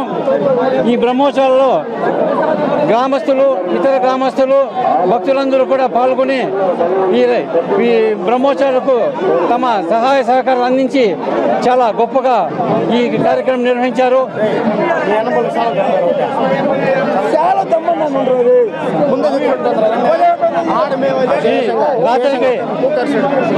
ఈ రోజు రాత్రికి సోమవారికి ఊంజల్ మహోత్సవ కార్యక్రమం జరుగుతుంది. ఊంజల్ మహోత్సవం తర్వాత కర్పూర హారతి నీరాజన కార్యక్రమం జరుగుతుంది.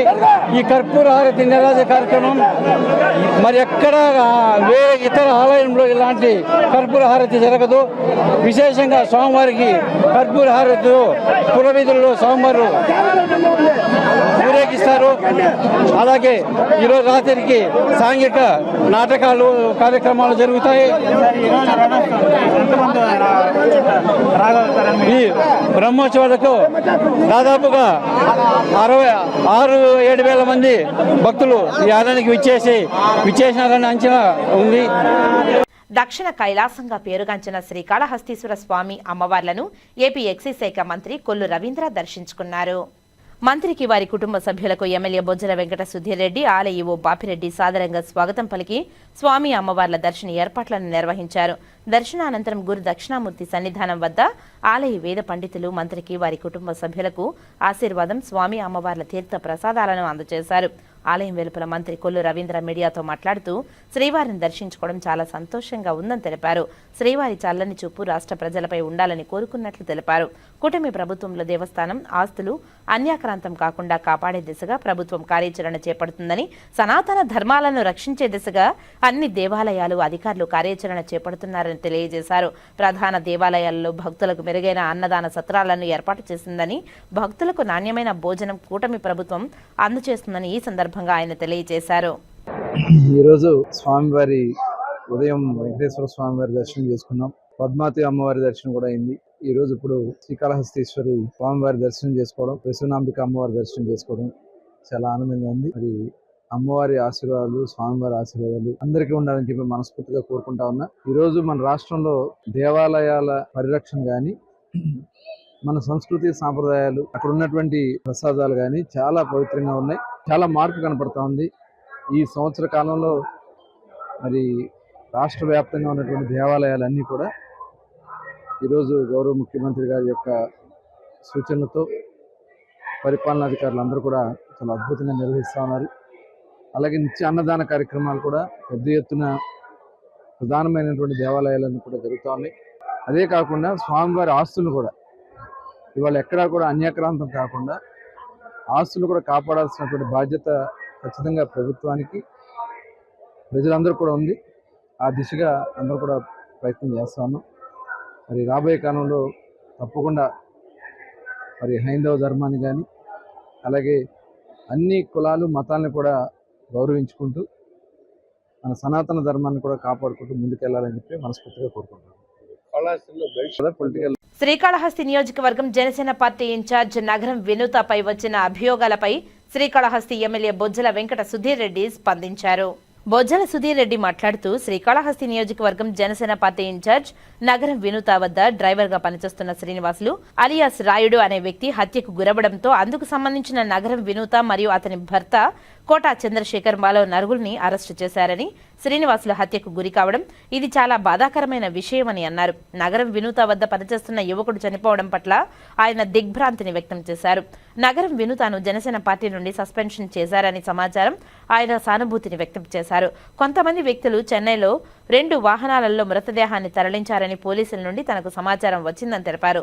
కానీ ప్రతిపక్ష పార్టీలు వీటిని శవరాజకీయాలు చేయడానికి చూస్తున్నారని, కూటమి ప్రభుత్వంలో బీజేపీ, జనసేన, తెలుగుదేశం పార్టీ ఎప్పుడు కలిసిమెలిసి ఉంటాయని, ఈ యువకుని హత్యకు పార్టీలకు ఎటువంటి సంబంధం లేదని, ఈ హత్య చేసిన వారిని పోలీసులు విచారించి కఠినంగా శిక్షిస్తారని తెలియజేశారు. మద్రాసు నుంచి సాయంత్రం శ్రీనివాసుల మృతదేహం శ్రీకాళహస్తికి వస్తుందని, ఆ యువకుని అంత్యక్రియలు తానే స్వయంగా పాల్గొని చేస్తానని తెలియజేశారు. ఈరోజు జరిగిన సంఘటన బాధాకరం. జనసేన పార్టీ నుంచి ఇన్ఛార్జ్ గా ఉన్న వినుత గారు, అట్నే వాళ్ళ భర్త చంద్రబాబు గారు, శివకుమార్ అని చెప్పి వాళ్ళ దగ్గర కార్యకర్త, శ్రీనివాసులు అలియాస్ రాయుడు, ఇతను వినుత గారి దగ్గర 15 ఏళ్ళ నుంచి అతని దగ్గరే ఉన్నారు.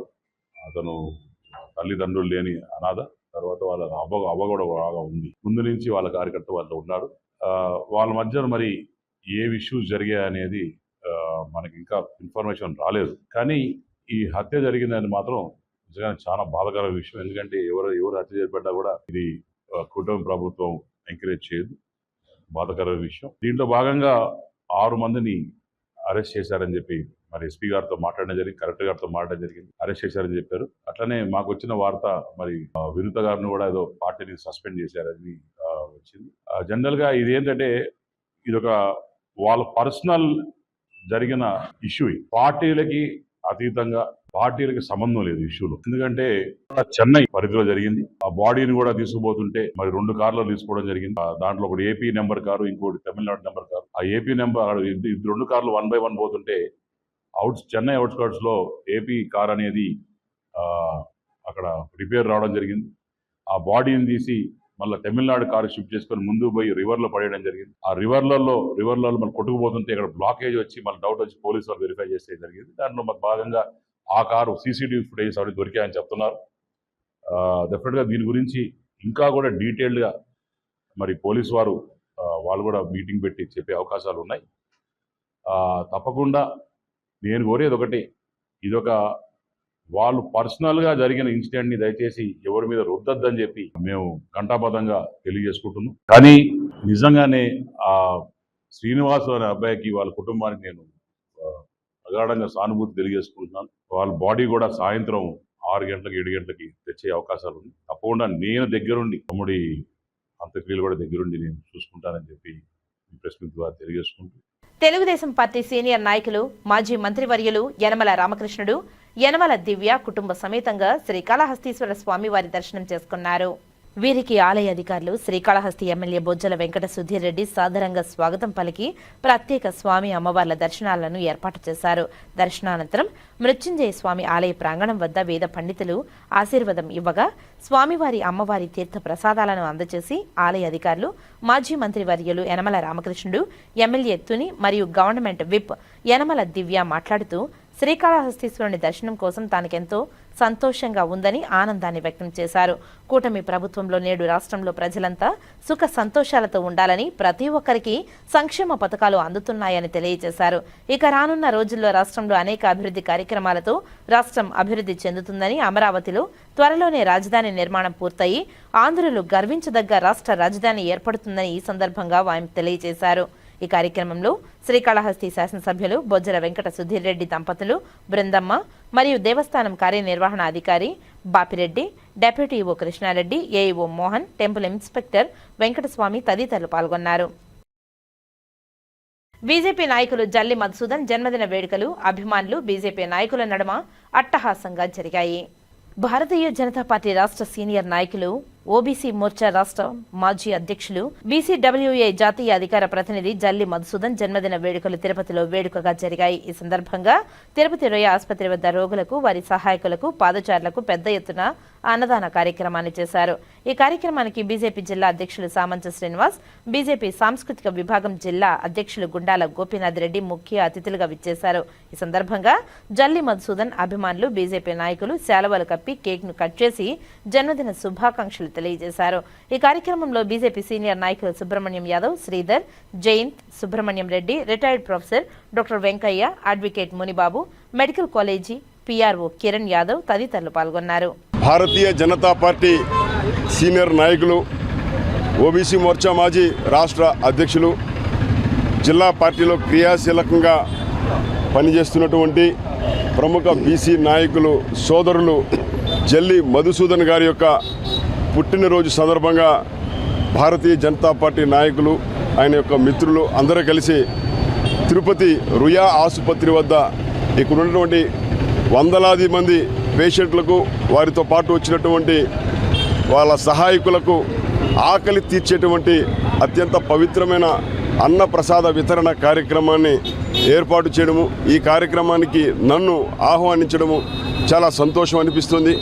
నిజంగా ఒక మనిషి యొక్క పుట్టినరోజు మరియు మనిషి యొక్క జీవిత సార్థకత ఎప్పుడంటే పరులకు ఉపయోగపడ్డప్పుడు మాత్రమే సార్థకత లభిస్తుంది. అలాంటిది తన పుట్టినరోజును పురస్కరించుకుని అనేక మంది పేదల యొక్క ఆకలి తీర్చే ఈ కార్యక్రమాన్ని ఏర్పాటు చేయడం ఇది భారతీయ జనతా పార్టీ యొక్క నాయకుల పార్టీ యొక్క ఆలోచన విధానానికి ఆదర్శంగా ఉంటుంది.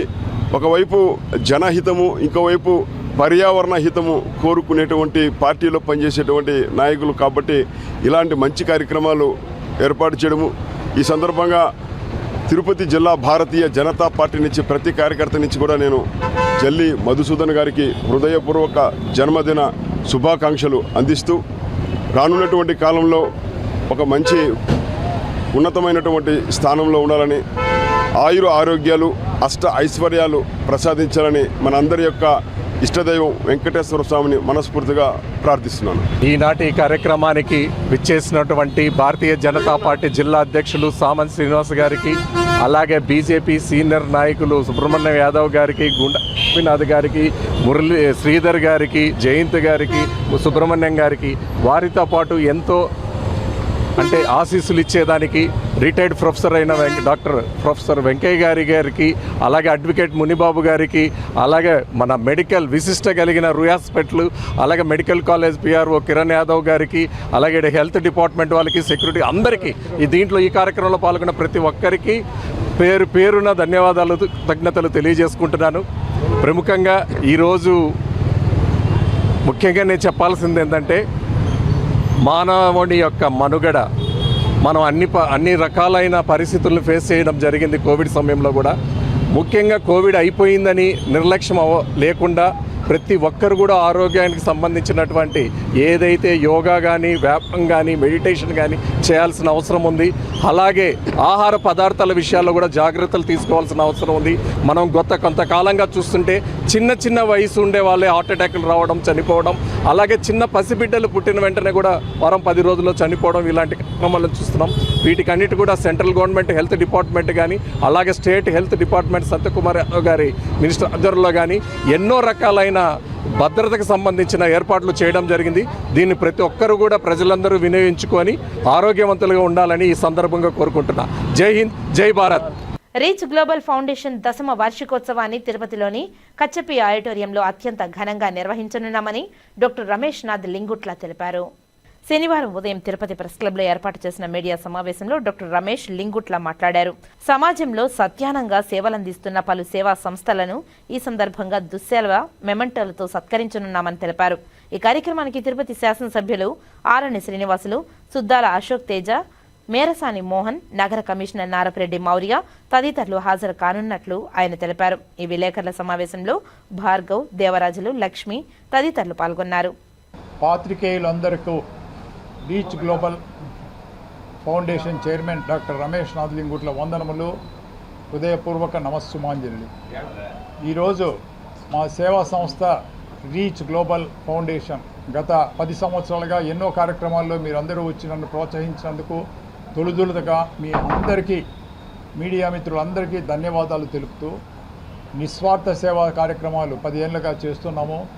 పాశ్చాత్య దేశాల్లో ఉన్న దేశభక్తితో భూమిపుత్రుడుగా ఈ దేశానికి ఏదన్నా ఇవ్వాలని వివిధ రంగాలలో హెల్త్ అండ్ ఎడ్యుకేషన్లో ఎన్నో ప్రోగ్రామ్స్, ప్రత్యేక ప్రతిభావంతులు, విజువల్లీ ఛాలెంజ్డ్, మెంటలీ ఛాలెంజ్డ్, అనాథ శరణాలయాలు, తర్వాత ముఖ్యంగా బడిపిల్లలు, వయోవృద్ధులు, ఇట్లా విపత్తులు, ప్రకృతి విపత్తులు మీరు చూశారు. ఇక్కడనే మీటింగులు పెట్టాము.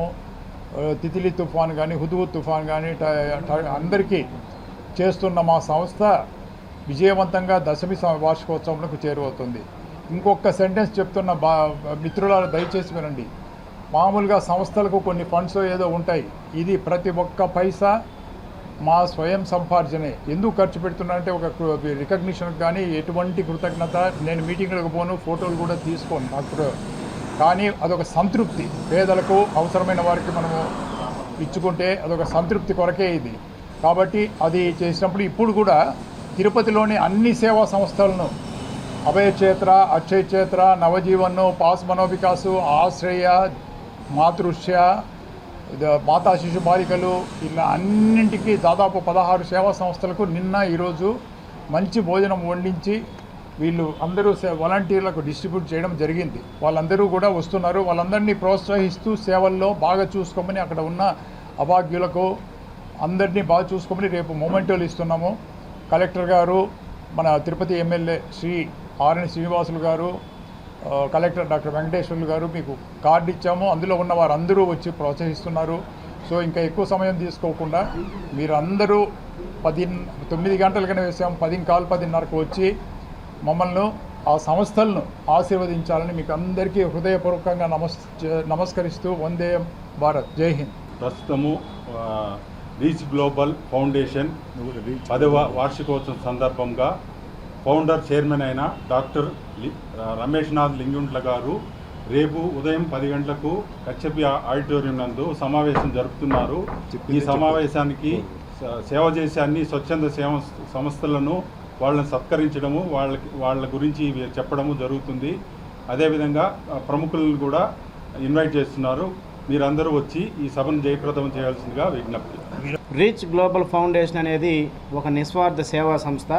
సార్ ఇందాక అన్నట్టు ఆర్థిక సహకారం ఎవరి దగ్గర తీసుకోకుండా పూర్తిగా తన స్వయార్జితం, తన కష్టార్జితాన్ని అందరికీ పంచిపెడుతున్నారు. అది దయార్ద్ర హృదయంతో. తర్వాత వచ్చి ఎక్కడ కూడా ఆశించి పెట్టడం లేదు, నిస్వార్థ సేవ. ఎవరి దగ్గర నుంచి ఏమి ఆశించడం లేదు. సమాజం బాగుంటే మనమంతా బాగుంటాము, దేశం 10 కాలాల పాటు సుభిక్షంగా ఉంటుందని చెప్పి ఆశించేటువంటి వ్యక్తి. నేను స్వయంగా విజయవాడ వరదల్లో 4 లక్షల రూపాయలకు సంబంధించి అత్యవసరాలు, నిత్యావసరాలు తీసుకొని అక్కడ పంచినప్పుడు కూడా దేవినగర్ కాలనీ, సింగనగర్ కాలనీలో అచ్చెన్నాయుడు గారు, మంత్రి అచ్చెన్నాయుడు గారు వాళ్ళందరూ కూడా శభాష్, తిరుపతి నుంచి వచ్చారు ఇంత దూరం సేవ చేయడానికి, మీ డాక్టర్కి అభినందనలు తెలపండి అని చెప్పి రాష్ట్ర వ్యాప్తంగా కూడా రీచ్ గ్లోబల్ ఫౌండేషన్ సేవా సంస్థ చేస్తున్నటువంటి ప్రతి కార్యక్రమం అందరికీ తెలిసింది. ప్రకృతి విపత్తులు వచ్చినప్పుడు, విదేశాల్లో ప్రకృతి విపత్తులు వచ్చినప్పుడు కూడా సార్ ఒక లీడర్షిప్ తీసుకొని అందరి కృషితో వాళ్ళకి ఏదైతే అందాలను అన్నింటినీ కూడా పంపించారు. చాలా కార్యక్రమం, మెడికల్ కిట్లు అందించడం, కరోనా సమయంలో అయితే ప్రాణాలకు తెగించి వాలంటీర్ని సహకారం తీసుకొని సార్ గారు ఆర్థిక సహకారంతో చాలా కార్యక్రమాలు కరోనా విపత్తుల్లో చేశాము. బడి పిల్లల్లో సృజనాత్మకమైనటువంటి వాళ్ళ యొక్క అభిరుచిని పెంపొందిస్తూ ఎన్నో కార్యక్రమాలు చేశారు. పర్యావరణానికి సంబంధించినటువంటి ఓజోన్ పొరను కాపాడమని ఎన్నో ర్యాలీలు, ఎన్నో కార్యక్రమాలు జరిగాయి. కాబట్టి ఈ నిస్వార్థ సేవకి ప్రతిబింబం, నిస్వార్థ సేవకి చిహ్నం రీచ్ గ్లోబల్ ఫౌండేషన్ అని చెప్పి తెలియజేసుకుంటూ 10వ దశమ వార్షికోత్సవం ఘనంగా నిర్వహించుకుంటున్నాం. అందరికీ హృదయపూర్వక ఆహ్వానం పలుకుతున్నాం. ధన్యవాదాలు. నా పేరు Nellore Munilakshmi. Reach global foundation doctor Rameshnath Lingutla గారు చేసేటువంటి ప్రతి ఒక్క కార్యక్రమంలో మేమందరం కూడా భాగమై ఉంటాము. ఆయన చేసేటువంటి కార్యక్రమంలో జస్ట్ ఒక 2 రోజులకు ముందు కూడా Andhra Pradesh state level blind cricket tournament జరిగినటువంటి దాంట్లో కూడా ఫుడ్, ఒకరోజు మొత్తం కూడా ఫుడ్ కనీసం 60,000 రూపాయలకి సంబంధించిన ఫుడ్ అంతా కూడా తానే ఇవ్వడం కూడా జరిగింది. ఇలాంటి కార్యక్రమాల్లో ఫస్ట్ ముందుంటారు. అలాంటి కార్యక్రమాన్ని ప్రోత్సహిస్తున్నటువంటి మన డాక్టర్ రమేష్నాథ్ లింగుట్ల గారు రీచ్ గ్లోబల్ ఫౌండేషన్ని 10వ వార్షికోత్సవం జరుపుకుంటున్నటువంటి సందర్భంగా మీ అందరినీ కూడా ఆహ్వానిస్తున్నాం. కూడా అందరూ వచ్చి ఆహ్వానించి ఈ సంస్థ మరింతగా ముందుకు వెళ్ళాలని మనస్ఫూర్తిగా కోరుకోవాలని అందరికీ కూడా ఆహ్వానం పలుకుతున్నాం. శ్రీకాళహస్తి నియోజకవర్గ ఇన్ఛార్జ్ నగరం వినూత కోటను జనసేన పార్టీ నుంచి బహిష్కరించినట్లు ఎమ్మెల్యే ఆర్ఎన్ శ్రీనివాసులు, జనసేన ఉమ్మడి చిత్తూరు జిల్లా అధ్యక్షులు హరిప్రసాదులు తెలిపారు. కొద్ది కాలంగా పార్టీ కార్యకలాపాలకు వినూత దూరంగా ఉన్నట్లు ఎమ్మెల్యే నివాసంలో శనివారం మధ్యాహ్నం జరిగిన మీడియా సమావేశంలో వారు తెలిపారు. చెన్నైలో వినూతపై హత్యానేర అభియోగం నమోదు కావడం ఆమెను పార్టీ నుంచి బహిష్కరించినట్లు వారు తెలిపారు. పార్టీ విధి విధానాలకు, క్రమశిక్షణకు ఎవరైనా భిన్నంగా నడుచుకుంటే బహిష్కరణకు గురి కావడం తథ్యమని జనసేన అధ్యక్షులు పవన్ కళ్యాణ్ పలుసార్లు హెచ్చరించారని వారు తెలిపారు. ఎవరైనా పార్టీ గీత దాటితే బహిష్కరణ తప్పదని వినూత కోట విషయంలో నిరూపణ అయిందని వారు వెల్లడించారు. ఈ సమావేశంలో జనసేన నాయకులు రాజారెడ్డి, రాజేష్ ఆచారి, బాబ్జీ, పార్థసారథి తదితరులు పాల్గొన్నారు. ఈరోజు ఆమె పైన వచ్చిన కాళహస్తి పార్టీ ఆఫీస్ కూడా ఆమె పైన ఈ యొక్క అభియోగం, మర్డర్ చేసినట్లు అభియోగం కూడా పార్టీ ఆఫీస్ దృష్టికి వెళ్ళింది. పార్టీ ఆఫీస్ నుంచి కూడా మన పార్టీ అధ్యక్షులు తిరుపతి చిత్తూరు ఉమ్మడి జిల్లా పార్టీ అధ్యక్షులు సోదరులు డాక్టర్ హరిప్రసాద్ గారికి కూడా పార్టీ ఆఫీస్ నుంచి, అదేవిధంగా ఎమ్మెల్యేగా మాకు కూడా ఆదేశాలు రావడం జరిగింది. ఆ విషయాలను మీకు తెలియజేయడానికి కోసం ఈ యొక్క సమావేశం పెట్టడం కూడా జరిగిందనేసి తెలియజేస్తున్నాం.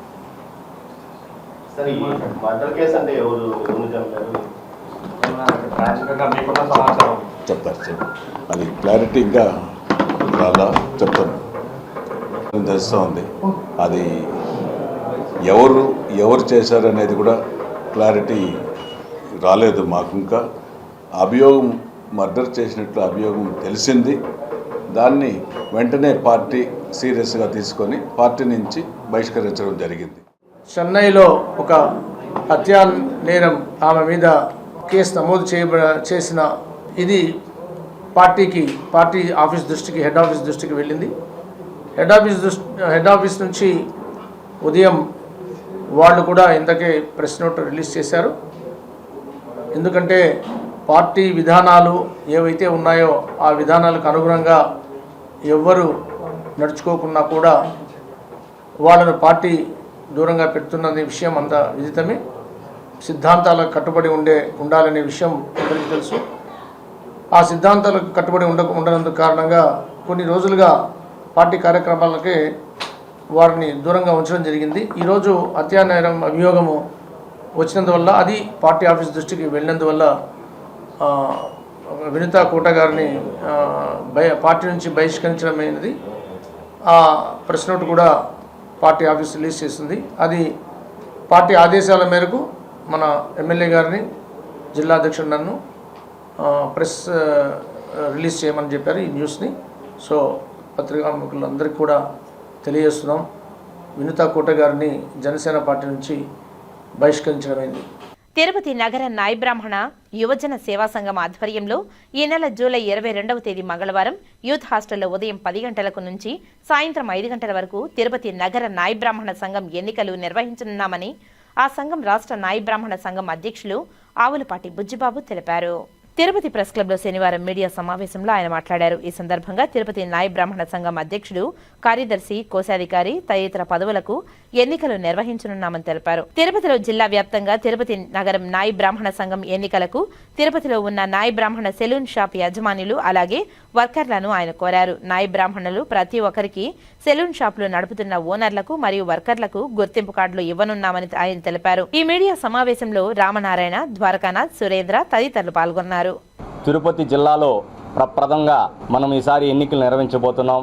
తిరుపతి నాయ బ్రాహ్మణ సేవా సంఘ నగర అధ్యక్షులుగా, కోశాధికారిగా, కార్యదర్శుల ఎన్నికల్ని అందరూ కూడా యూత్ హాస్టల్లో ఈ నెల 22వ తేదీ ఉదయం 10 గంటల నుంచి సాయంత్రం 5 గంటల వరకు ఈ ఎన్నికల్ని నిర్వహించబోతున్నాం. ఈ ఎన్నికల అధికారులుగా కన్నెమడుగు రామనారాయణ గారు, లాయర్, MA LLB, ద్వారకానాథ్ గారు, సురేంద్ర గారు, ఎలక్షన్ అబ్జర్వర్లుగా సిబ్బాల సుధాకర్ గారు, ఆవులపాటి బుజ్జిబాబు గారు. ఈసారి ఈ ఎన్నికలు నిర్వహించడానికి ముఖ్య ఉద్దేశం, కార్పొరేట్ సంస్థలు ముసుగులో ఇతర కులస్తులంతా వచ్చి ఈ చీప్ అండ్ బెస్ట్ అని వివిధ రకాల పేర్లను పెట్టి మా నాయ బ్రాహ్మణ కుల వృత్తిని నిలువుగా దోపిడీ చేసుకుంటూ సామాన్య అయిన నాయ బ్రాహ్మణ నిరుపేదల కుటుంబాలంతా రోడ్డును పడుతున్నాయి. ఈ ఎలక్షన్ ని ఒక నగర అధ్యక్షుడిని, కార్యదర్శుల్ని, కోశాధికారిని, కమిటీ మెంబర్ని అందరూ కూడా తిరుపతిలో బలమైన వర్గంగా ఏర్పరచుకొని మేము రాష్ట్ర వ్యాప్తంగా ఉద్యమం చేపట్టబోతున్నాం. కార్పొరేట్ సంస్థల్ని పూర్తిగా నిర్వహించాలని, అదేవిధంగా ఆంధ్ర రాష్ట్ర ప్రభుత్వానికి సెంట్రల్ మినిస్టర్ అయిన మన కార్మిక శాఖ మంత్రి వర్యులు కూడా ఒక పేటెంట్ హక్కుని కల్పించాలని చెప్పి మేము నగర నాయ బ్రాహ్మణ సంఘం నుంచి కూడా కోరుకుంటూ డిమాండ్ చేస్తున్నాం. తిరుచానూరు శ్రీ పద్మావతి అమ్మవారిని రాష్ట్ర భూగర్భ గనులు ఎక్సైజ్ శాఖ మంత్రి కొల్లు రవీంద్ర దర్శించుకున్నారు. ఆలయ అధికారులు దర్శన ఏర్పాట్లను చేసి అమ్మవారి తీర్థ ప్రసాదాలను అందజేశారు. తిరుచానూరు శ్రీ పద్మావతి అమ్మవారిని శనివారం రాష్ట్ర భూగర్భ గనుల ఎక్సైజ్ శాఖ మంత్రి కొల్లు రవీంద్ర దర్శించుకున్నారు. వారికి ఆలయం వద్ద deputy EO Harindernath, superintendent Ramesh, AVSO Radhakrishna, అర్చకులు ఆలయ మర్యాదలతో స్వాగతం పలికి దర్శన ఏర్పాట్లు చేశారు. మంత్రి ముందుగా ధ్వజస్తంభానికి మొక్కులు తీర్చుకున్న అనంతరం శ్రీ పద్మావతి అమ్మవారి మూలవ మూర్తిని దర్శించుకున్నారు. ఆలయ అధికారులు వేద ఆశీర్వచనం మండపంలో ఋత్వికులు వేద ఆశీర్వచనం చేయగా ఆలయ అధికారులు అమ్మవారి తీర్థ ప్రసాదాలను అందజేశారు. తెలుగుదేశం పార్టీ బలోపేతానికి కృషి చేస్తానని తవణంపల్లి మండలం తెలుగుదేశం పార్టీ అధ్యక్షులు వెంకటేశ్వర్ చౌదరి తెలిపారు. ఇటీవల జరిగిన పార్టీ సంస్థాగత ఎన్నికల్లో మండల అధ్యక్షుడిగా ఏకగ్రీవంగా వెంకటేష్ చౌదరి ఎన్నికయ్యారు. ఈ సందర్భంగా ఆయన మీడియాతో మాట్లాడుతూ, నాపై నమ్మకంతో పార్టీ అభివృద్ధి కోసం తవణంపల్లి మండలం తెలుగుదేశం పార్టీ అధ్యక్షులుగా ఏకగ్రీవ ఎంపిక చేసినందుకు ముఖ్యమంత్రి నారా చంద్రబాబు నాయుడు, నారా లోకేష్ బాబుకు పూతలపట్టు శాసనసభ్యులు మురళీమోహన్ నాయకులకు కార్యకర్తలకు కృతజ్ఞతలు తెలిపారు. తనపై నమ్మకంతో మండల అధ్యక్ష పదవి బాధ్యతలు అప్పగించారని, వారి నమ్మకాన్ని వమ్ము చేయకుండా పార్టీని మరింతగా బలోపేతం చేయడానికి కృషి చేస్తానని తెలిపారు. అలాగే ప్రతి నాయకులు కార్యకర్తలను కలుపుకుని పార్టీ బలోపేతానికి, మండల అభివృద్ధికి కలిసికట్టుగా పనిచేస్తామని తెలిపారు. రానున్న స్థానిక సంస్థల ఎన్నికల్లో కూడా తెలుగుదేశం పార్టీ జెండా ఎగురవేయడమే లక్ష్యంగా ముందుకు పోతామని తెలిపారు. అలాగే వచ్చే ఎన్నికల్లో రెండవసారి కూడా చంద్రబాబు నాయుడు ముఖ్యమంత్రి గెలిపించుకోవడమే లక్ష్యంగా ఇప్పటి నుంచే ప్రణాళికాబద్ధంగా ముందుకు వెళ్తామని తెలిపారు. మొదటిగా నన్ను నా యందు విశ్వాసంతో నన్ను నమ్మి గౌరవ ముఖ్యమంత్రి వర్యులు జాతీయ తెలుగుదేశం పార్టీ అధ్యక్షులు చంద్రబాబు నాయుడు గారు, నారా లోకేష్ బాబు గారు, నాకు మండల తెలుగుదేశం పార్టీ అట్లాగే మా ఎమ్మెల్యే గారు అయినటువంటి కలికిరి మురళీమోహన్ గారు నన్ను నమ్మి ఈ మండల తెలుగుదేశం పార్టీ అధ్యక్షుడిగా ఎన్నిక చేసినందుకు మొట్టమొదటిగా వారికి కృతజ్ఞతలు తెలియజేసుకుంటున్నాను. అట్లాగే మండల తెలుగుదేశం పార్టీ నాయకులకి, కార్యకర్తలకి అందరికీ ప్రత్యేకంగా నన్ను ఏకగ్రీవంగా ఎన్నుకున్నందుకు వారికి కూడా నా యొక్క కృతజ్ఞతలు తెలియజేసుకుంటూ నా యందు విశ్వాసంతో నాకు ఇంత పెద్ద బాధ్యత ఈ టైంలో ఇచ్చినందుకు పార్టీకి వెళ్ళవెళ్ళలా నేను విశ్వాసపాత్రుడిగా ఉంటానని తెలియజేసుకుంటున్నాను. అట్లాగే పార్టీ బలోపేతానికి నా యొక్క కృషి అంటే 24 గంటలు 365 రోజులు పార్టీ కోసమే శ్రమిస్తూ 24 గంటలు జనాల్లోనే ఉంటూ అందరికీ అందుబాటులో ఉంటూ పార్టీని బలోపేతం చేస్తానని, అట్లాగే రాబోయే లోకల్ బాడీ ఎలక్షన్స్లో కూడా తెలుగుదేశం పార్టీ జెండా ఎగరవేస్తానని కూడా పానంపల్లి మండలంలో నా కృషి ఇది ఎట్లా ఉంటుందనేది కూడా నేను చేసి చూపిస్తానని అందరికీ తెలియజేసుకున్నాను. ఎలక్షన్లో కూడా చంద్రబాబు నాయుడు గారిని ముఖ్యమంత్రి చేసే దీంట్లో కూడా ప్రతి ఒక్కరు ఎమ్మెల్యేలు అందరూ ప్రతి 175 ఈసారి 11 ఎమ్మెల్యేలు ఓడిపోవడం జరిగింది. అది కూడా కాకుండా 175 కూడా వచ్చే విధంగా కృషి చేయాలని అందరినీ కోరుకుంటూ నాకు ఇచ్చిన అవకాశానికి అందరికీ ధన్యవాదాలు. వార్తలు ముగించే ముందు ముఖ్యాంశాలు మరోసారి. జనసేన పార్టీ నుంచి వినూత కోట బహిష్కరణ. మీడియా సమావేశంలో తిరుపతి ఎమ్మెల్యే ఆరణి శ్రీనివాసులు, జనసేన పార్టీ ఉమ్మడి జిల్లా అధ్యక్షులు హరిప్రసాద్ రెడ్డి వెల్లడి. తిరుమలలో టీటీడీ మరియు దేవాదాయ శాఖ సంయుక్త సమావేశం. సమీక్షలో వివరాలను వెల్లడించిన దేవాదాయ శాఖ మంత్రి ఆనం రామనారాయణ రెడ్డి. తొడా నిధులతో రేణిగుంటలోని జ్యోతిర్నగర్ ను అభివృద్ధి చేస్తాం. సుపరిపాలనలో తొలి అడుగు కార్యక్రమంలో శ్రీకాళహస్తి ఎమ్మెల్యే బొజ్జల వెంకట సుధీర్ రెడ్డి వెల్లడి. తిరుమల శ్రీవారిని దర్శించుకున్న పలువురు ప్రముఖులు. దర్శన ఏర్పాట్లను చేసిన టీటీడీ అధికారులు. ఈ వార్తలు ఇంతటితో సమాప్తం. నమస్కారం.